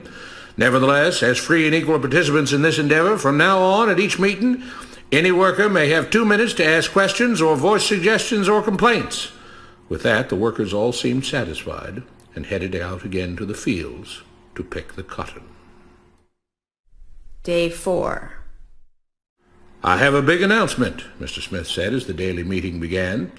"Mr. Jones' cousin is here, and not just to visit and see how our project is coming along. It has been decided that from now on, you will be deciding who will manage the plantation. Of course, this job can't be done by just anyone, but every 3 months we will have a special meeting at which all the workers will vote on whether we think Mr. Jones should run the plantation or whether we think his cousin, Mr. Johnson, should run the plantation. That means that ultimately you are in charge because you will be deciding which man you want running things on your behalf. If you don't like the way things are being managed, you now have the power to change it." Amazed and pleased, the workers headed out again to the fields to pick the cotton. Days passed, months passed, a year passed, and the plantation continued to operate as before. Sometimes Mr. Jones was in charge, sometimes Mr. Johnson was in charge, but the day-to-day routine stayed exactly the same. The workers worked hard, long hours every day, and still had little to show for it. Every day the meeting would begin with them all reciting the Jones Plantation motto, "We work together as free men for our mutual benefit, pledging our allegiance to the Jones Plantation, which stands for prosperity, liberty, and justice for all." One day Mr. Smith announced, "Samuel is asked to say a few words this morning, and whatever the rest of us may think of his ideas and opinions, we are all free here, and that means we are all allowed to speak our minds. So, Samuel, you have 2 minutes. Begin." Samuel stepped forward, looking scared. "I was excited when all this started," he began, glancing nervously at Mr. Smith and Mr. Jones. "But don't you all see what's happened here? Nothing has changed. We're all still slaves." There were grumbles of disagreement from the crowd. "They tell us what to do and whip us if we don't. They still make all the rules and punish us if we disobey. They let us make suggestions and complain about things, but they never really change anything. They let us choose between Mr. Jones and Mr. Johnson, but what's the difference? The situation stays the same. We do all of the work and they take as much as they want and decide how much they'll let us keep. They live in luxury, made rich by the cotton we pick. We do all the work and have to build our own huts, grow our own food, and take care of ourselves. They leave us just enough that we don't revolt or run away. This is not freedom. We're all still slaves. They've only changed the words they use, but nothing else has changed. They say we're all free and equal, but we're not. They command and we obey. That's not freedom. That's not equality. They say we're free to leave, but all that means is that we're free to be someone else's slave. Why should we work or obey the rules? We didn't agree to this. They made the system. They forced it on us. They control and rob us and call it freedom. They've deceived you into thinking that being able to choose which slave master you'll work for is the same as being free. It's not. Open your eyes. If you keep what you produce, they call it stealing. When they take what you produce, they call it sharing and fair distribution. Can't you see that this is all? Your time is up, Samuel, Mr. Smith announced calmly. At his gesture, two supervisors grabbed Samuel by the arms and led him to the whipping post. I'm sorry, Samuel, but you've broken the rules. There are rules against encouraging others not to work and encouraging others to break the rules. You're only hurting all of us with your discontentment and your complaining and your disobedience. The whip fell and Samuel let out a grunt. Without rules, without order, all would be lost. Without law, there would be chaos. We can't just behave as wild animals, each doing whatever he pleases. We must all follow the plan and all do our duty for the betterment of everyone. And those who do not must be punished. The whip fell again, and blood flowed freely from Samuel's back. Samuel, it is you who are stealing from the others. When you don't do your assigned work, you are making more work for others. When you disobey the rules, it is you who are endangering the future of everyone else here. You are the thief. You are the criminal. You are the one trying to destroy the arrangement that keeps us all safe and prosperous. At every lash of the whip, the other workers cheered louder and louder, some yelling curses at Samuel. Being spoiled and selfish, you complain about everything, talking as if you're oppressed. But you are the one ruining things. You are the one keeping us from being all we could be. It is your greed and your rebelliousness that is hurting all of us. They all play by the rules, Mr. Smith said, gesturing at the others. What makes you think that you don't have to? You think you're above the law? There were loud yells of agreement as the whip fell again. We must maintain order, Mr. Smith proclaimed, to make this plantation great, to make it so that we can all be happy and prosperous. To have the society we want, there have to be rules. We all have to contribute our fair share to this great endeavor, and we cannot tolerate actions and attitudes that seek to undermine the amazing things that together as free men we have achieved and will continue to achieve. Mr. Jones was smiling as he gave Mr. Smith a pat on the back. The crowd was cheering so loudly that none of them had noticed that Samuel had died. What you have been taught about government and politics is no more accurate or reasonable than what Mr. Smith taught the slaves. If you're ready to look through the veil of rhetoric and propaganda to see the reality beneath, get a copy of The Most Dangerous Superstition. It will change the way you see the world.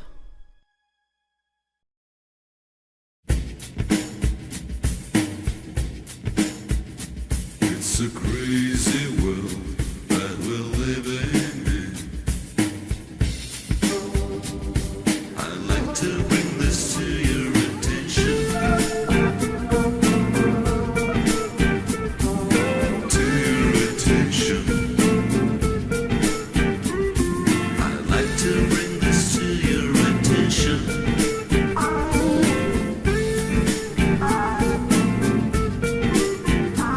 It's a crazy world.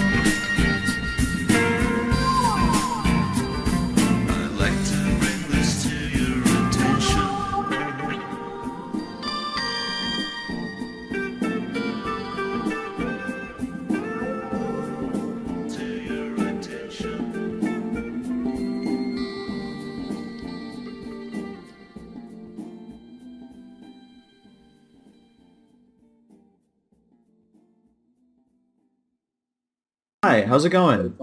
It's going well. You?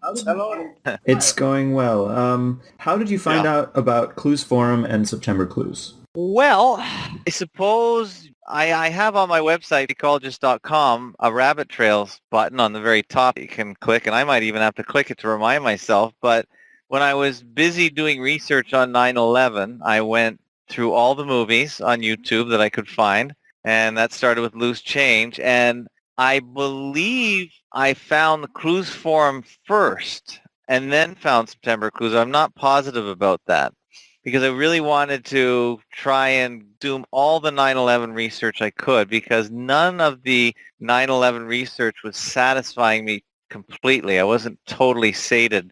I always thought that I was almost getting the whole picture, but not quite. Can you go more into what that feeling is like? The feeling that tells you that you're on the right track or you're not on the right track, or you're being sated or not? Every 9/11 research movie seemed to bring up new stories with new questions, and therefore I wanted to pursue, for instance, the Cleveland story, where allegedly one of the planes landed in Cleveland and the passengers were marched to a NASA building and then they all disappeared forever. Trying to find out information on that leads you quickly to a dead end. There is no information. These are incomplete storylines that are seeded out into the alternative interwebs and media. It's almost like it was done deliberately. Did you have a sense that it was done deliberately at the time, or were you just kind of... I believe most of the stories, because we start from a point of complete belief in everything, but we're not necessarily satisfied with our beliefs and facts that we're given. So then that leads us to further dig and dig and dig like I did, and I was never satisfied. And in the course of looking for information, you just naturally stumble on other information. For instance, you might hear someone that's interesting that's doing an audio, and then you listen to them, and then you want more, and all of a sudden they introduce a guest who brings a new concept in, and that interests you. And that's really the nature of the internet. You zig and zag through audios, through videos, through text, and in doing so, you just bump into more information. I never wrote the exact transcript of my journey down every single day or diarized it in any way, but eventually I came to Clues Forum, but actually, now I remember, I came to it after the Great American PSYOP, which I thought was the best explanation at the time because it was jazzy, snazzy.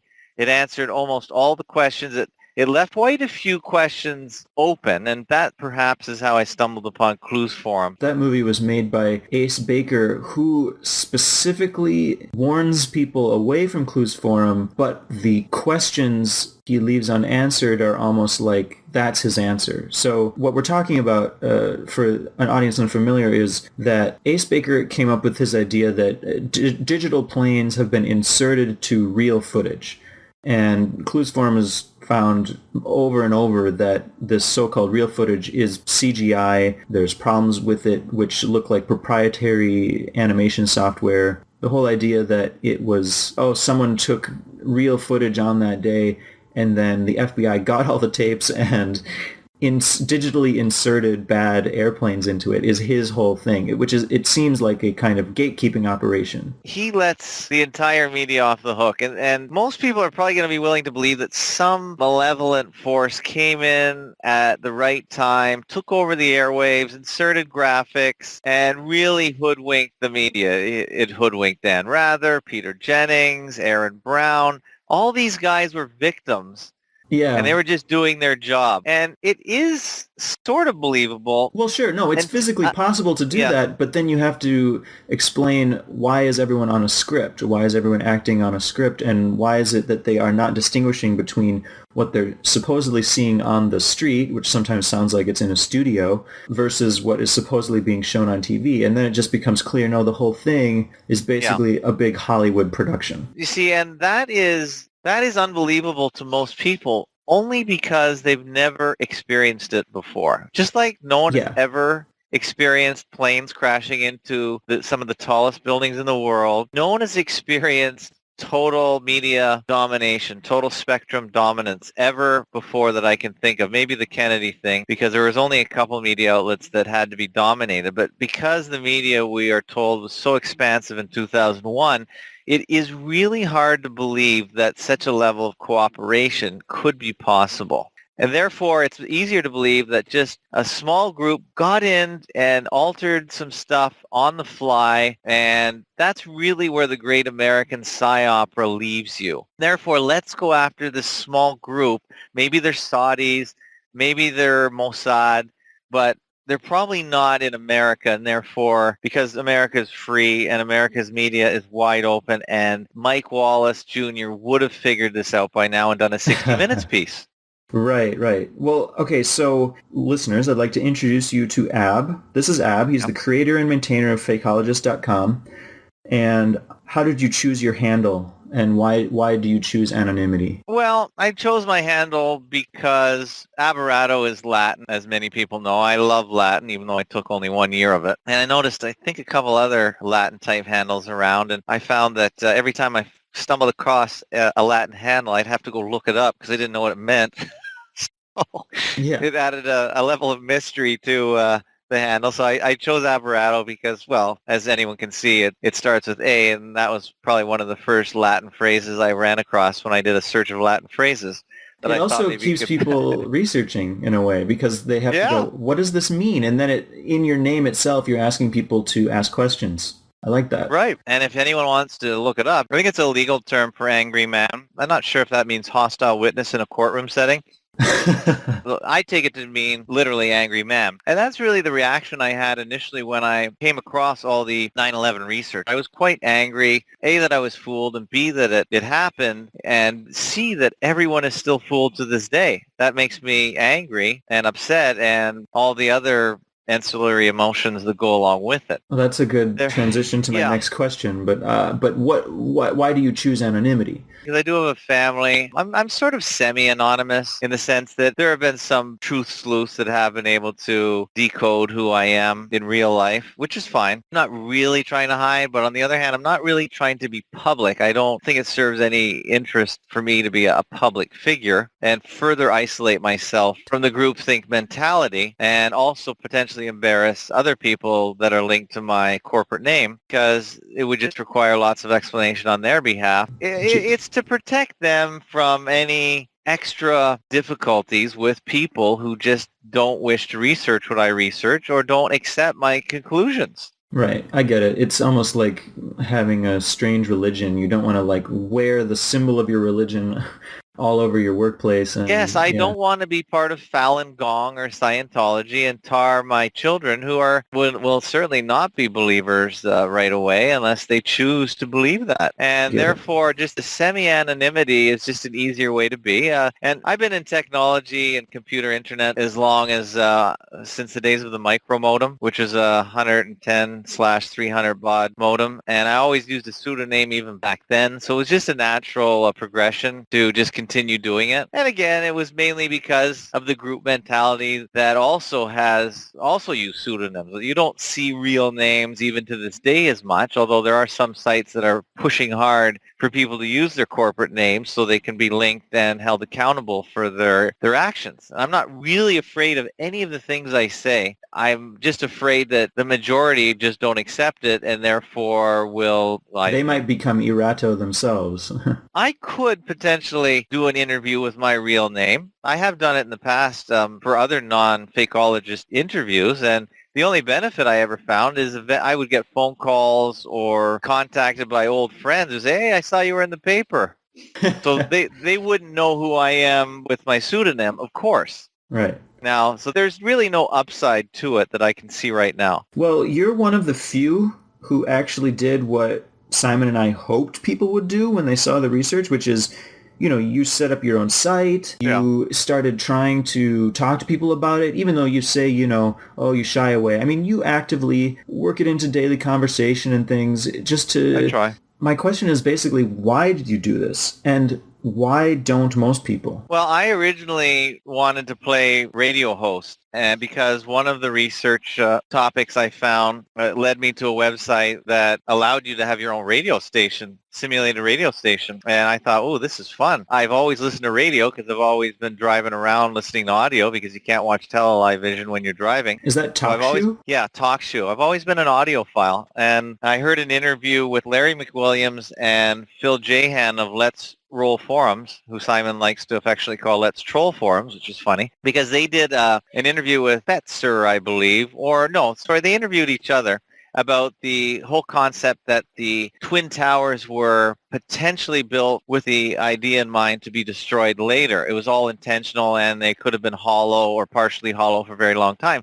And that was one of the wackiest theories I had ever heard at the time, and that was one that I was prepared to immediately dismiss as ridiculous. And that's before I understood the term disinformation and misinformation and counterintelligence programs and whatnot. Right. So now you're thinking that they might have introduced that story in order to make conspiracy theories even more difficult to buy than they are? Maybe, yeah. But the point I was trying to make is once I heard them talk about it and interview each other, it just sounded a little more plausible because they elaborated and filled in some of the holes that are often left by just a text entry on a forum. And they just sounded like normal, good guys. They didn't sound like they were trying to deceive. And I just liked the whole way of communicating because it really connected the dots into their text and it made them sound more believable, let's put it that way. So I liked the format, and then I went on and I thought, well, am I the only one who's got this far in the research and been upset, afraid? So I decided just to put a show on. I didn't really know how it was going to be received, if it was even going to be noticed, because it didn't appear that there was any great way to publicize it in this vastness of audios. And I called it the 9/11 Hoax Recovery Show. Because I thought I needed to recover from this hoax, because I pretty much deduced that it was a hoax. So now I'm in the recovery mode where I've figured this out. Has anyone else figured it out there? Obviously, I'm a little late to the game, discovering it in 2012. So I figured somebody else must have come to a similar or the same conclusion. And this is probably before I may even have found Clues for him, although I can't remember right this second. And I did attract a couple people right away to the audio. They all confirmed, yeah, we've been there, done that. We've pretty much figured out what you figured out. Yeah, we solved it too. We're not really talking about 9/11 anymore because we already figured it out. So why are you doing a show about it? And that was the reception I got from a few people. So it almost discouraged me and almost derailed me at that point, I have to admit. Well, and that might have been by design. One of the reasons that Simon and I shied away from audio was because we decided that in order to boil down the claims, the official claims, we really needed to get it to a point where people weren't overwhelmed or being hypnotized in any way with video or audio or any of that flashy media that was going on. So we said, we actually need to just write facts down in text, look at them, and kind of let everyone examine for themselves the very obvious contradictions that are going on here, and then bring that text to the media and show how things aren't quite matching up. Now, when we first saw you, we thought, this guy's diving right into all that flashy media. And so that's where we were feeling inexperienced and where you might have been actually a bit more bold with it because you were just already interacting right away with possibly agents and people who were more experienced in audio manipulation. I don't mean like digital manipulation of audio, but I mean like using their voice to lie, trick people, deceive, and that kind of thing.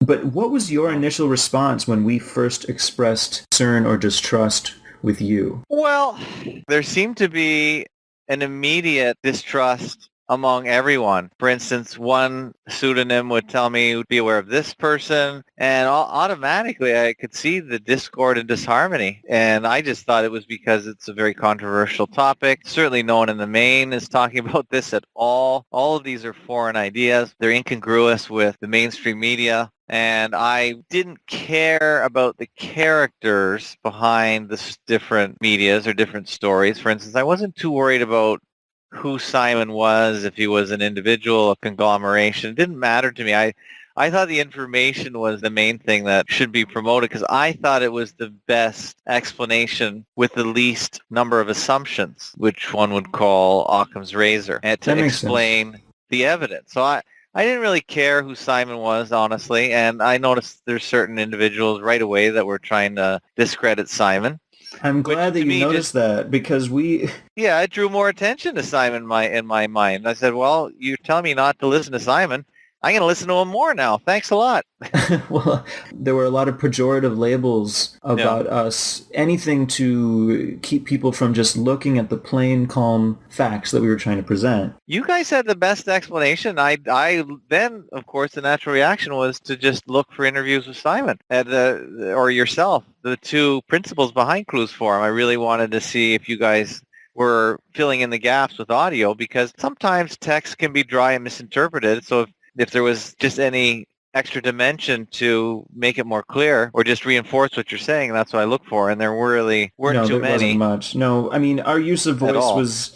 I mean, we were restricted to private Skype calls as we ventured to try to meet and vet people individually, one by one. And we were not always successful at actually picking up on who to trust or not, because there were cases where people we actually met in person turned out later to be the same kinds of people that would act like friends and then go online and try to say, hey, I know them personally, and everything they say is stupid. And so it was this thing where the whole reason that they had come to meet us in person was a disingenuous symbol that they could use later against anything we said. Who knew at the beginning of my investigation? I did not know at the beginning of this investigation that I didn't even know what the term PSYOP meant. In Canada, we don't really emphasize the military. It's almost an obligation, like calling your parents once a week. It seems Canada kind of does a cursory or just a symbolic role when it comes to our military, because, of course, we've never had to defend our borders, and we're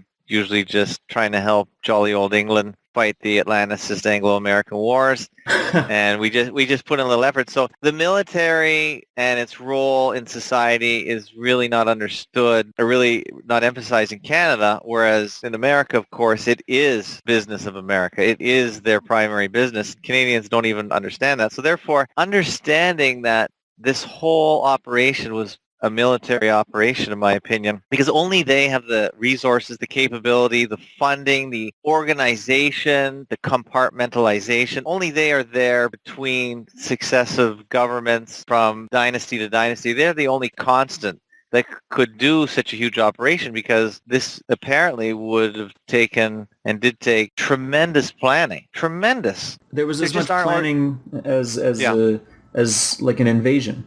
They looked at everything that was going to oppose them. They set up all the little pieces for themselves. And the sad part is that the enemy that they seemed to be combating was the innocent mentality of the public. Yeah. So the gullibility of the public, their trust in government. Not their willingness so much as their need to believe. They need to believe in an authority figure, and they would never doubt their government. They'll question it, they'll ridicule it, but they would never, in the end, wholesale doubt it. And there's no reason to believe that the government, we're told the government's in control of the military, but what an awful thought if the military and some of its highest orders were in control of the government. That is just the antithesis of America, and for that to be true is horrifying, and I'm sure most people wouldn't believe it. It would call for basically a revolution, and unfortunately I don't know how we're going to approach that yet, because they knew that there was going to be resistance. I mean, on some level, nobody doubts and nobody would doubt, but they did have to find the things that really exploit where people do doubt, and they hit the nail on the head with their wall of tears and all the vixens, because people don't question. They say, we can't talk about that, people really died. And that immediately shuts down the conversation. And that seems to be the primary tool that they use in a lot of these things. The greatest fear of any human, and as I get older, I even fear it, is death. I'm on the downslope of life, if you want to look at life as a big slope where you peak. And it is the biggest fear, I think, of every human being, is death. because it's unknown. It'll always be unknown, forever unknown what happens. And if you can take that greatest fear and manipulate it on a massive scale like they do every day, then you'll always have people in your grip because it's just so powerful. And we see it all around society. The people that run the whole show seem to worship death and its symbology and its religious representations like Satan and Lucifer. It's a death culture. We celebrate it. We worship it. We don't march up and down the road when someone's born, but when they die, my goodness, they close the cities down. Right. It's just the antithesis of love and living, really, is death. And they know and prey upon people's fear of death, I think. And everything just seems to emanate from that greatest fear. And we don't want to talk about death in any way. And so it's a great thing to promote and center these operations on because they know people will not talk about it. And talking is the only way we'll understand something. Nothing has bumped me off your central thesis of 9/11 to this day, and it's pretty likely that it will stay that way forever. There's really nothing that's come along, and I can't see anything coming along to discredit your overall thesis. Cool. That's a pretty powerful thing. Suppose, yeah. Well, saying you don't know is pretty powerful. It's so powerful that anyone can do it, and so it's seen as a cheat, even though it's actually one of the most powerful things we can say is we don't know. But it's amazing that you and Simon are possibly the only two people on the entire planet that have really come to the best conclusion about a worldwide event. I can't believe there aren't 10 of you guys. And if there are, they're not talking. Right. Maybe there are. I'm not sure. We just connected to some Russians who had started up their own. But anyway, well, Kay. The one thing about not knowing is powerful in the beginning, but you shouldn't stay in the not knowing for too long. And that's how disinformation gets us. If you want to get someone off track, convince them they don't know anything. Convince them they don't know where their ground is. I mean, that's the trick. Very good point. Very good point. Yeah. And I think that's why some people can easily suspect us without actually looking at the information we have, because we're quite humble sometimes about what we have, because we say, well, there's this small clue, and that is too small for people to even examine. They say, well, then I would have to throw out all of this media that's talking at me. But, we didn't stay in the I don't know for too long. Once we were there, then we went to the, I think I know, which is like how the Twin Towers fell. Right. Well, of course, we had to say, well, how can they be there 1 second and gone next? Well, there's smoke screens and there's controlled demolition, and there's a number of things that we were able to speculate about how it may have actually been accomplished. Since the official story is physically impossible. Well, yes, it's physically impossible. Ooh, I had a good idea, which I would love. I was thinking about this. You know how you show those videos for CDI building demolishes? Yeah. Well, there's also amazing ones when it goes wrong. When buildings only half collapse. So that should have been the Twin Towers. They should have half collapsed if they collapsed at all. Yeah. Right. But when you don't have explosives evenly distributed around a building, it half collapses. Yeah. So that's what the planes did. I mean, in reality, if it was real and the planes hit the building. And the planes were like super weighted so that they could actually go through steel beams instead of just fall apart. But yeah. Right. Radiation hardened tips of airplanes. Maybe they could have made it in. Well, I don't think CDI has any failed videos on their website. They're all perfect. Every single one that they decide to publish is a perfect demolition. I just watched the demolition of the Three Rivers Stadium in Pittsburgh that was done on 2/11/01. So just a beautiful, almost invisible, very tiny rubble pile left every single time. They're so good at it. Well, see, that's one of the things they say about the Twin Towers. It's like it had to be the Judy Wood thing because there was no rubble pile. Well, there's never a rubble pile. They're all pretty small. Doesn't CDI Very show small. that? Yeah. Oh, yes. I say that almost every time. Now, of course, there are always different buildings, but their rubble piles are fantastically small. And that would correspond, of course, with clearing out the internal elements of the building the best they could. But anything structural, the whole point of a demolition is so if they're knocking something down manually, that something doesn't fall on someone and kill them while they're in there. So it's anything that's structural, they just rig up and then they walk away for a couple miles, and that way everything that falls will be right on the ground and not hurt anyone that's trying to finish the demolition. Cleanup anyway. So that's, to me, the whole point of a controlled demolition is just to avoid getting killed when you're trying to knock something down. I think we do that in Canada. I don't think we have controlled demolition. I don't think it's allowed here. And they take buildings down really slowly, piece by piece. And I think it's way more expensive to do it, of course. Well, I think that, when we're discussing these actual things, which often people don't get to, it's because we're kind of on this scale of, there's almost like a hierarchy of people willing to question things. And like Michael Moore, I think of it almost like the caste system in India, like Michael Moore is the Brahmin. Everyone like must respect them. And then there's the Kshatriya, the Vaisya, which is maybe like, I don't know, an Ace Baker or Jim Fetzer, and then the Sudra, and then we're down in the untouchables. We're like, but we're like the opposite of the scale. There's only a few of us untouchables that people are. And we kind of have that position a lot in many things, including this tsunami thing. So we look at this from a different angle. Some people say, well, there's a conspiracy about covering up the spread of nuclear waste through the ocean and blah, blah, blah. Well, what if that too is just a story? And I was wondering if you had any comment on what you think happened. Ab, do you believe that the tsunami was mostly real, mostly fake, all real, all fake, or anything in between? Well, I don't know, really. The only evidence we ever saw was video footage, and we, of course, expose video fakery, or we examine video and look for clues that it's made in a studio and not for real.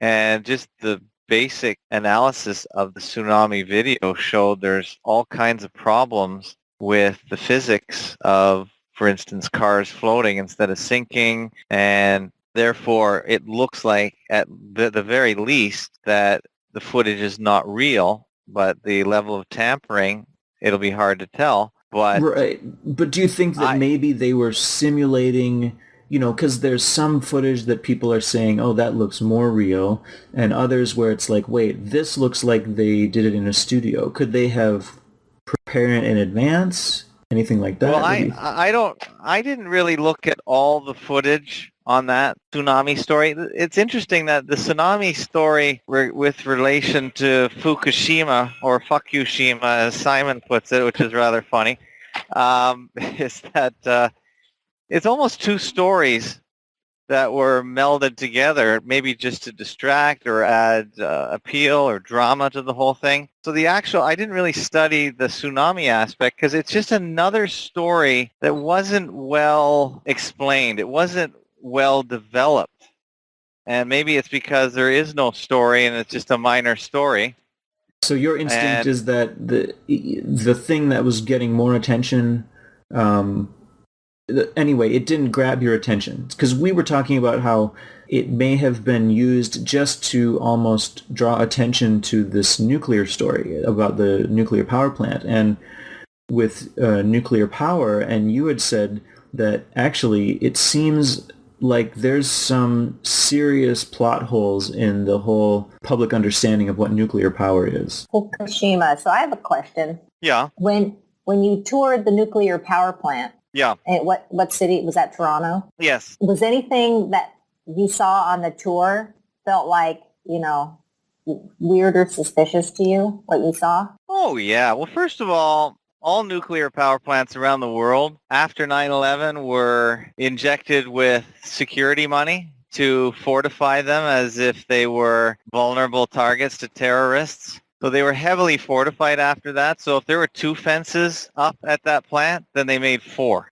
It's more fortified probably than a prison. So at that point, after 9/11, the nuclear power plant that I visited was off limits to touring. In other words, you couldn't go in the actual complex proper. They had visitor centers that you went to where there were models of the plant itself in the visitor center, and you were loaded into a bus at the visitor center, and they drove around the perimeter of the plant. You never got to go in the plant. And I'm pretty sure it's probably because the nuclear is administered internationally. I'm pretty sure that's probably an international protocol. And we got a couple of the American-built Humvee military vehicle that it looks like it's from a movie. And I saw it one day that the thing was on a major road going to the plant, and it was broken down, and they had run out of gas, because I think the thing gets about 1 mile per gallon. And that was the funniest thing I'd ever seen, because they did parade the military vehicle on the open house day as this necessary piece of equipment to defend the plant against any harm or any terrorist. It was black people with beards, like, constantly trying to climb that fence and, you know, getting shot at and stuff. Like, it's just terrorists are constantly trying to break in, right? Well, yes, of course you're being facetious, but the biggest threat that any nuclear plant should have in 2016 is being figured out by the general population that it's most likely doing absolutely nothing except draining their wallets. So why do you say that? What makes you think, and how did you come to this belief? Well, yeah, that's a good question, because after I realized that 9/11 was a hoax, it seemed almost in its entirety. After I figured out that you could fool the entire world over an event that everyone probably knew something about, and there's very few things you could ask anyone in the world about that they all know about. 9/11's one of them. In the 70s, Muhammad Ali, who just allegedly died, is probably another one. There's not too many things that we all have in common around the world, but 9/11 is one of them. So if the entire world could be fooled except Simon Shack and Hoi Polloi and a few others that read the forum, then I thought, what else am I afraid of? And I literally just went into my head, into my Rolodex, and came up with nuclear. I thought, of all the things that I'm afraid of on a macro level, nuclear war is probably the biggest one that I could think of, because it's always there. It's not talked about. So it's strange how we're not worried about it, but we are worried about it. And then we have this other companion to nuclear warheads and war called nuclear power. So I decided, okay, I'll just type in 2 words, nuclear and hoax, because is there anything in the great collective online that talks about it? And there wasn't much, but I think Clues Forum and maybe another forum or you came up, because now perhaps I'm just going to be guilty of confirmation bias, where I'm just looking for something I've already decided is true, which is possible. Sure. But I am looking for anything to support my thesis. Yeah, so I get it. I don't know. I don't think confirmation bias is necessarily a bad thing. If you have a hunch that it's some kind of scam, how do you think they'd manage the power lines and things when you've been looking at it? Because you've obviously been thinking about this, and even, you know, of course, scientists have confirmation bias all the time when developing a hypothesis. Well, I think the best thing that one can manipulate others with is things that you cannot sense with any of your 5, 6, or 9 senses, however many senses we actually have. We know the 5 basics, but there's a few others like balance, and then there's women's intuition that half the population allegedly has. So these are all senses. The feeling of being stared at, yeah.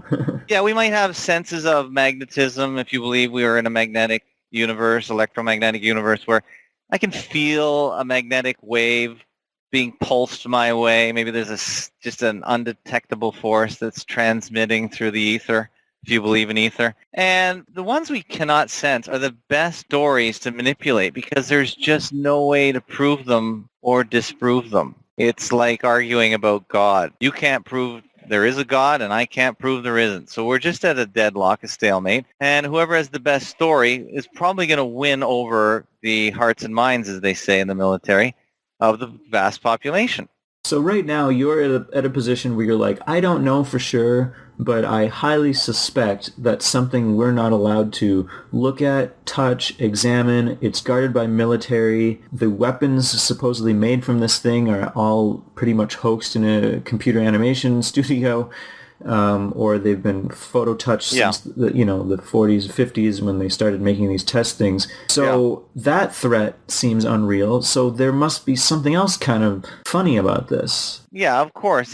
To me, it's just logical progression of research. If nuclear weapons are most likely fake and they're the magical sword, the sword, I believe, of Damocles. Is hanging over all rulers, that if they step out of line, even the rulers at the top, this sword will come down and knock their heads off. If there is this all-encompassing, all-powerful force, then it's mythical. If it's just a construct of the human mind, then how much of the story with regards to nuclear is a myth?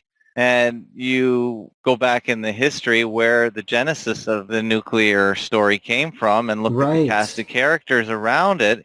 So you're really just unraveling a sweater. As soon as you pull on one thread, you keep pulling and you're trying to find the beginning of the thread and where does the whole thing start. And there's so much fishiness to the entire story. I question all the way back to the actual atomic theory, which is just a theory. And we talk all the time about theories are not facts. They're just the best explanation human beings can come up with to explain their natural surroundings. Right, and simulations and models are just that.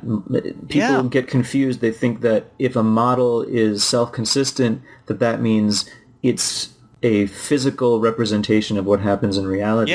They don't understand that system theories have been developed for all sorts of speculations. Yeah, and we just assume that all the best minds agree to the theory, may as well call it a fact because theory might never be challenged for hundreds of years, and then we just forget about challenging it, and then we just accept it, and that may as well be a fact. I think that's how a lot of things in the world go, because that's how we've set up society. I understand. You have very plain language, and I like that. I mean, your basic defense of your position is essentially like, this is just how I feel, and I'm allowed to question this. We're not in an unassailable position. People will come at us saying, well, what about, the three main nuclear stories, Hiroshima, Chernobyl, and now this Fukushima thing, and they'll say, what are these things? But then we've done our job, which is basically asking people to ask the question instead of simply accepting what is being thrown at them. Well, 9/11 explained to us, if we take nothing away from 9/11, none of the minutiae of the story really matters except the macro idea that the media is controlled by the military, either directly or indirectly, through money, through intimidation, through direct control, through direct propaganda, agitprop, all those things. And therefore, they can tell any story they want and convince a majority of the people. Yeah. That's the main takeaway. You can apply it to any part of society after that. It is a fantastic tool. It is evidence that they use it, and they use it on tiny things, and they use it on large things. Yeah. And that's the incredible thing that we're discovering, is that there's a number of psychopathic people, or at least groups of people that become psychopathic when they're organizing around whatever topic they organize around. And they say, well, we can craft this little story because people are just not open to how manipulated they are by the little minutiae. And that is the main thing I decided to study and promote and try and get to the bottom of. And it just applies everywhere. And again, nuclear is a big part of where I live in Ontario. For some reason, this part of the world embraced it. We're told that it's half our power source, and therefore it's a major cost. It's energy. Energy is a huge part of everyone's lives because it's a way of controlling people's mobility through charging for it when it could even be free. Yeah. You say that it could even be free. Do you think that we maybe have a surplus of energy? Or there's unexplored, and probably will always be unexplored as long as there's a monopoly on energy, consumption and production, or production rather, that maybe there is some kind of idea to the electric universe where there is some kind of potential charge in the atmosphere that could just be harnessed by putting up an antenna of some sort. It is possible. What I'm getting at is, what is the point of a nuclear power station? What does it physically do? What is the steam coming out of there? If you're saying it's fake, I'm just playing devil's advocate here. If you're saying it's fake, all I'm saying is the core of the plant is probably where the fakery is. Everything you see is real. The plant is real. People going in are real. The dials, they're all hooked up to different elements. I am challenging the central core, the main energy source, the main kryptonite, as it were, the main little control element of the plant itself. And that is, we're told that a faggot of fuel, nuclear rods, usually arranged in a Masonic occult fashion, are generating an ongoing but controllable reaction that will go on forever, and it generates heat, which generates all the rest of the things in a normal steam-powered ancient technology way. So I'm not challenging any element of any part of the plant other than the central core, which is a tightly controlled and regulated characteristic of the plant that can never be questioned, can never be explored, is probably out of bounds to 99.9% of the entire workforce of any plant, maybe to the whole plant. Maybe only international investigators or specialists are allowed access to it. That's my thought right away. So I see what it might you're only saying. be 10 guys that know. So do you think they generate power, or do you think they burn off extra power, or, you know? Well, everything I've heard you say before that, oh, maybe they're a place that, you know, we have a surplus and you need to just get rid of this power, and because I'm not an electrical engineer. I'm not a specialist, and I have floated a theory that I've heard. Maybe it's not my own. Maybe it's just a conglomeration of others. I can't remember really. It doesn't even matter.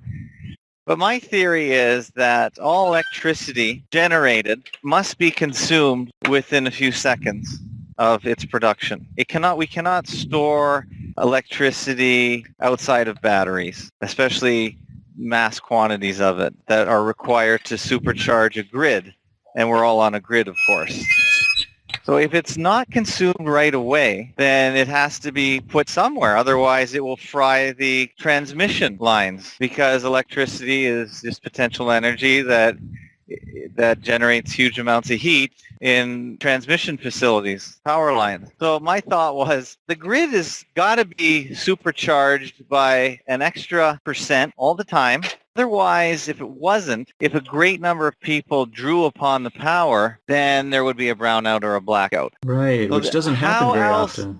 Well, how else could you allow for everyone to turn on their toaster or coffee maker at a certain time, for instance, during a sporting event? There aren't probably that many times when that would occur, of course, but how would you be able to accommodate such a power surge, a draw on the power? Well, my idea was you have to keep the system overcharged. That makes a lot of sense to me, actually. And if it's not consumed by those coffee makers, then you have to get rid of it. Now, you could probably put some in batteries. You could probably do a lot of work that could be used later. But the point is, once all the work that needs to be done is done, you still have that backup amount. And so you have that surplus, so you probably have to dump it somehow, some way. You have to get rid of it within a few seconds. So my thought was, because we can't see which way electricity goes, maybe it's going into the plants, and then that electricity is used to do what the plant is totally set up to do, and that is steam. Heat up water, turn a turbine, and generate steam, excess steam, of course, and all those other features of a nuclear power plant. That's very interesting. It's almost as though they could temporarily get the overcharged grid into another mechanical system, which would be these turbines, and then optionally plug that back in. So it's either just kind of going off, or they can put it back in, and people operating it would totally believe that the power is coming from the plant on some level. We all know we can walk near the plant and see the massive high-tension lines going in and out of it. We can't see which way the electricity is flowing, though, can we? We can't even see I mean, we can sometimes hear the lines hum if they're really transmitting a lot of power. Well, I suppose if we went up with, I suppose if we went up with electromagnetic current measurement systems and we were looking at... Yeah, I don't know. Can you actually see the way, because it is alternating current, by the way, which means it goes both ways. Right. So I don't even know. I'm not an electrical engineer, but how do you see which way it's going in the majority? Neither of us are electrical engineers, but I think the point is that the technology is there to do just about anything you wanted with these kinds of things. So the hidden technology, which is kept hidden from everybody and is said to be in danger of being used as a horrible weapon, which we've shown is fictional, that becomes this question: what is actually supposedly this thing? And radiation is real. We can measure parts of it. I think so. But the question is, how powerful is it really? Can it give you much more than a suntan? How much can it penetrate? What does it do beyond the X-rays and so forth? So all these questions are valid questions that people will say, no, you can't ask those because they've already been answered. Well, then give me those answers. Well, they've already answered it for themselves. I say, well, have you answered it for yourself? If you don't need to answer that for yourself, well, then you have no authority in saying you know what the fuck is going on. Right. It's all rank speculation on my behalf, of course.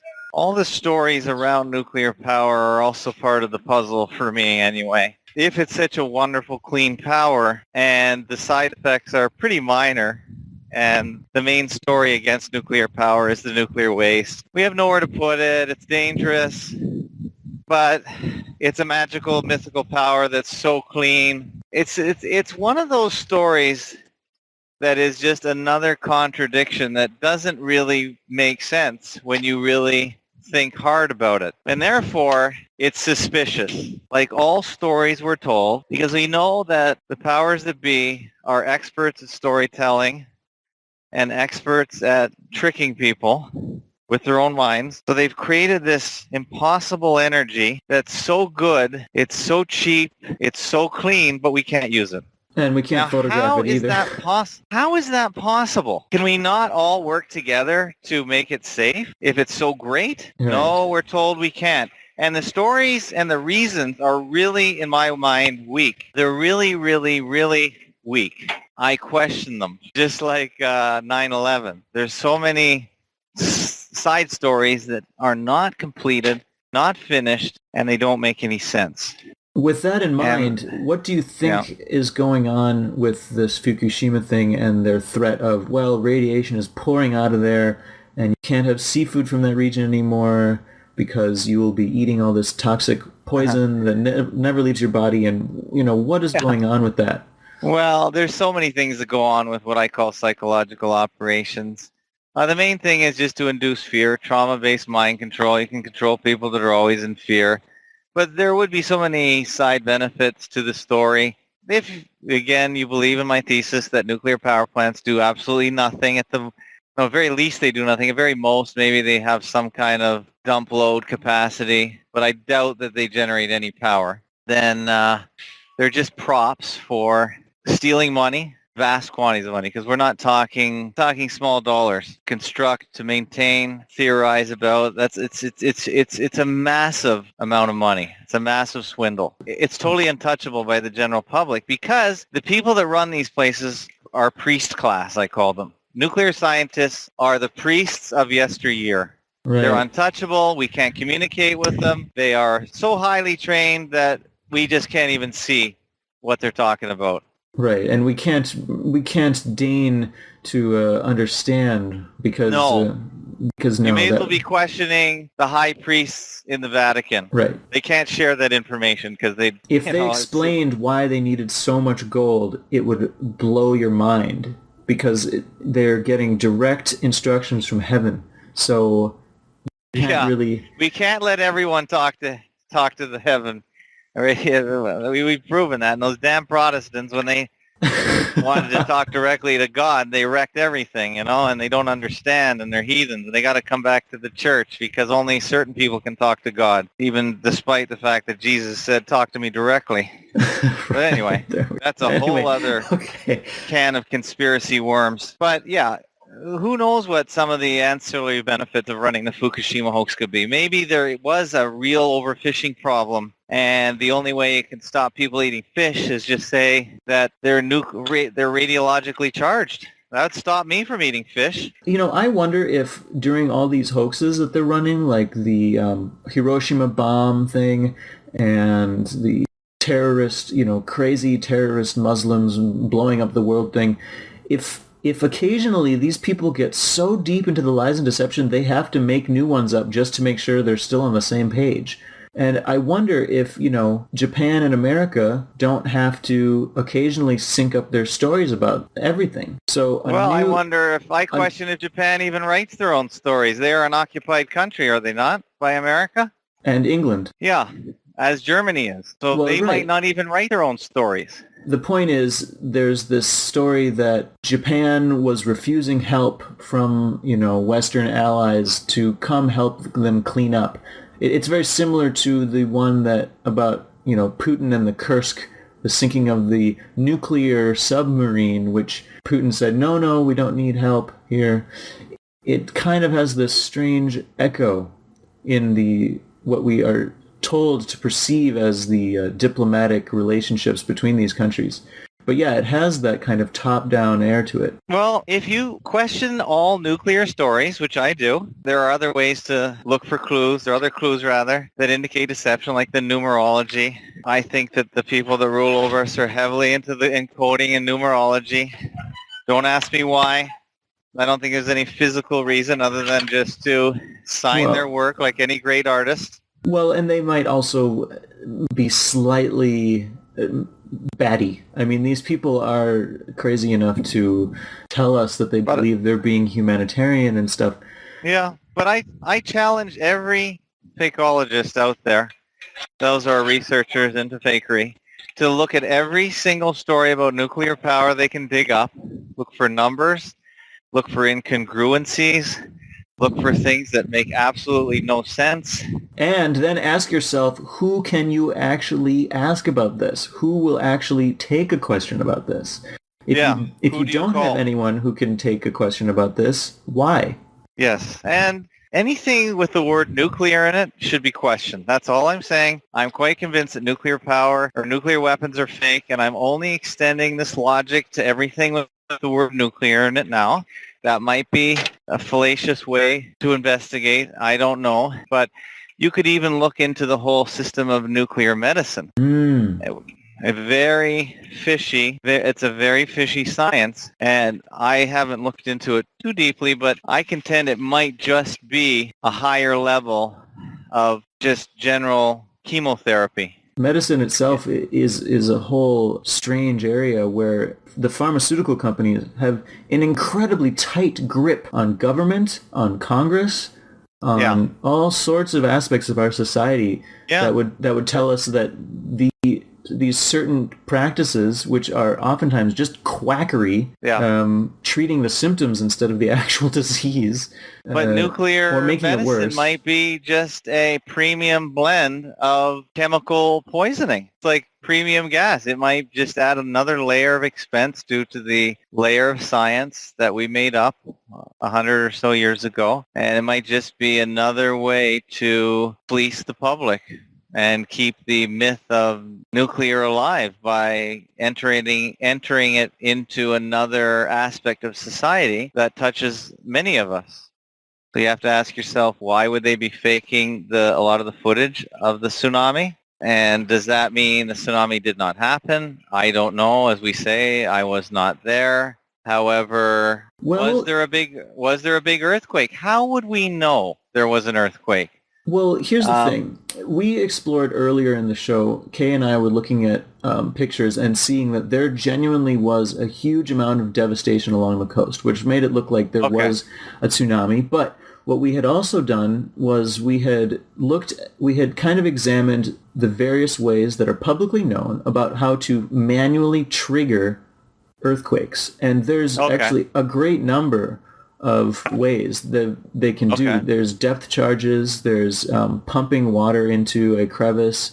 There's lots of ways that they can kind of push a boulder and let it cause a chain reaction that they know is waiting to happen and that they could trigger at any right moment. So, I mean, I'm not trying to say that's exactly what happened, but it's suspicious that the tsunami seems to have appeared, and there was a lot of prediction and warning about it happening in a certain area, and yet the thing also seemed to have been a land clear.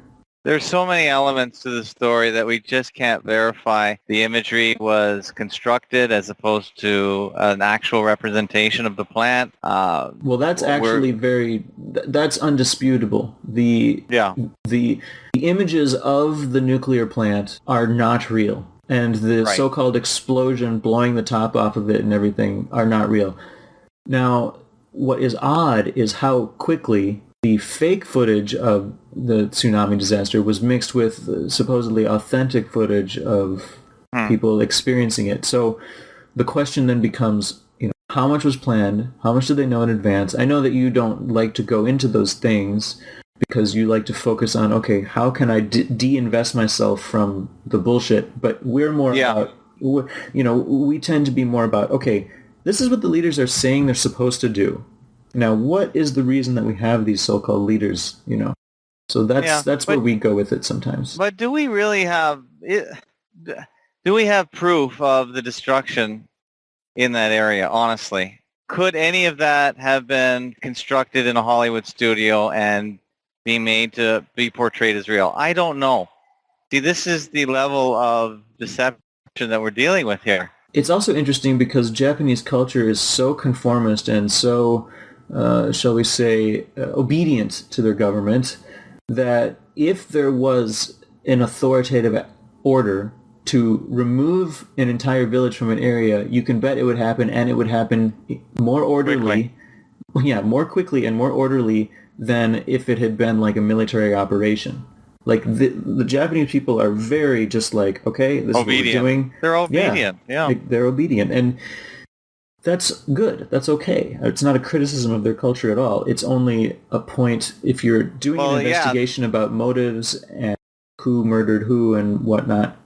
I really don't. I can't verify any of the footage about the so-called tsunami. I really can't because I know it's really easy to simulate the footage in so many ways. So I wasn't there. I wasn't walking around there. No, I get it. I think for some people they would say it's sophist because you would have to want to talk to people in Asia who have gone and they visited that particular coastline and seen some evidence of it. I haven't been there, and there's no reason we should feel any more authoritative or justified or angry with people who doubt us, because they have every right to believe what they know to be true and not believe what they don't know. Aside from the tsunami, the other half was Fukushima. I'm not afraid of nuclear radiation because I don't believe in it. The story is another one of these unsolved mysteries that always must remain that way. And we just get the same story recycled year after year. Another wave of fear comes out of the area, and it's never resolved. It's never verified. And therefore, I'm never going to believe it now, because it's done in the same fashion as all other trauma-based mind control psychological operations. And it goes right down to the very core of the whole nuclear science for me. I question it. I don't need to provide evidence that it's fake. The people that are promoting the story that it's real, they need to provide evidence that it's real. I don't have to prove a negative. So if I do nothing else, I just want people to think about the possibility that the whole science is a fraud, and look into it, look for clues.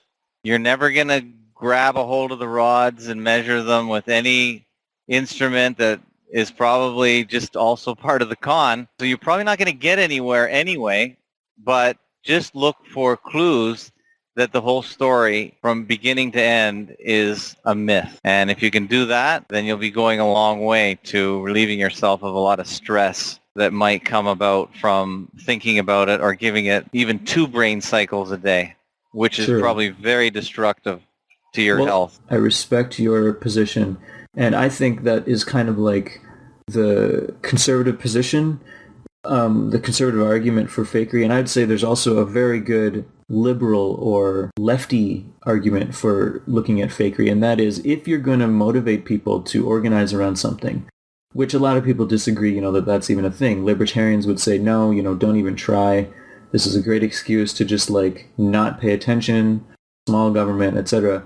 I'd say it's equally a good argument for don't have people all running in a mob over a cliff over nothing. You don't need, if you're going to organize people and you're going to try to make a valid reason to tax people, which I would argue there's very little of that going on right now, and you're going to come up with some kind of universal rules and things, base it on facts. So I'm not even all about disproving the whole thing, but if you find one flaw in it where it's like, wait, this indicates there's a weakness in this whole story, that indicates you're not going to have a very strong argument for coming up with any kind of legislation that protects people or gives them civil rights or anything. Well, getting back to nuclear, I wish it was a real power, because apparently it would solve the world's power problems, if we really even have a power problem, if we really are running out of oil, if there really is not electricity in the air that we can just stick an antenna up and harvest for ourselves.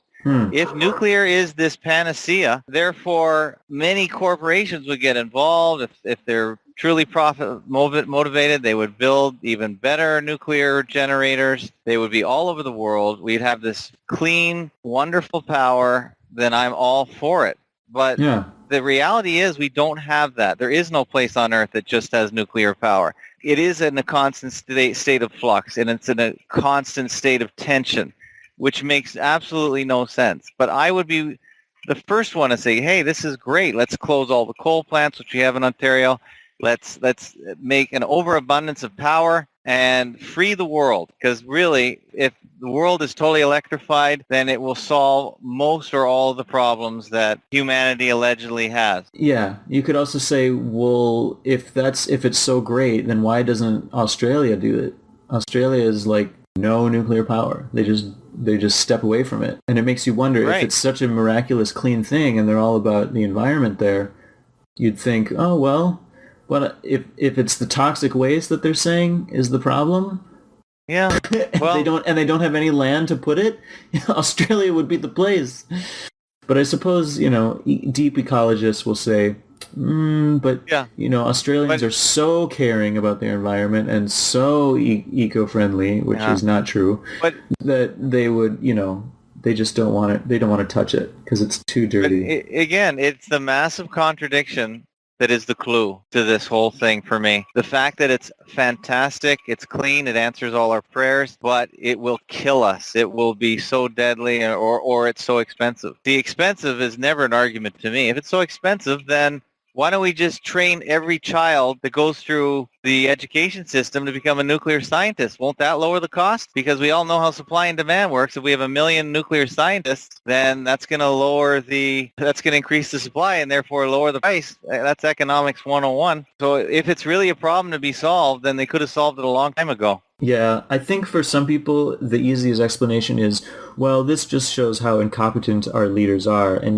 they have this idea that the incompetence equals they couldn't possibly plan something like this. I say, no, this might be the only thing they're actually good at. Absolutely. Thank you so much for the talk.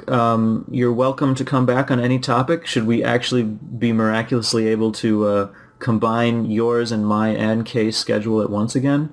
Yes. Well, thanks for inviting me, and just to let everyone know that you're Hoi Polloi is the only person I ever have met in this 4-year and a few months odyssey into psyops and media fakery, and Hoi is definitely, or you are definitely, I don't want to speak to you in the third person in your presence, definitely one of my favorite people of all times, and I think you're one of the greatest minds in this research, and I have said that directly to your face. Thanks, Ed. I appreciate it, and I appreciate your techniques as well. No, I mean, yeah, we've met, and what can I say? It's not important to the research, but I like you. Yeah, I like you too. You're just a genuine person. There's not a mean bone or a deceptive bone in your body, I don't think. So if anyone wants someone to listen to and believe in, I think you are one of the very few out there.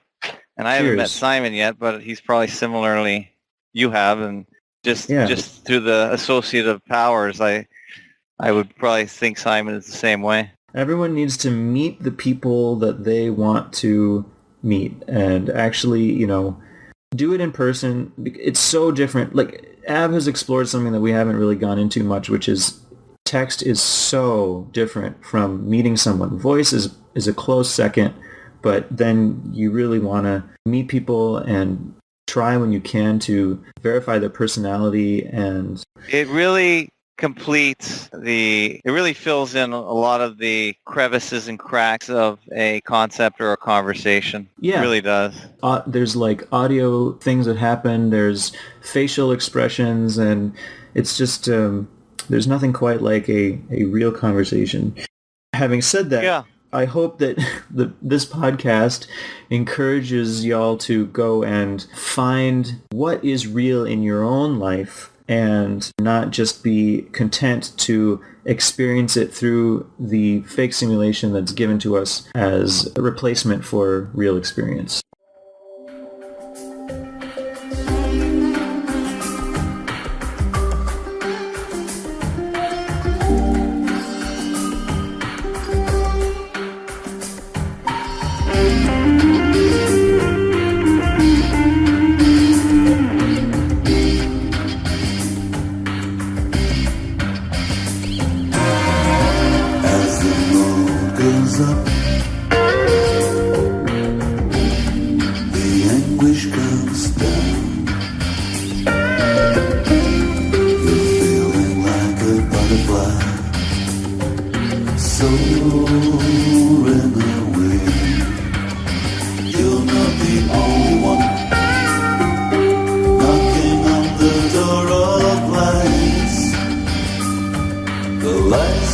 Define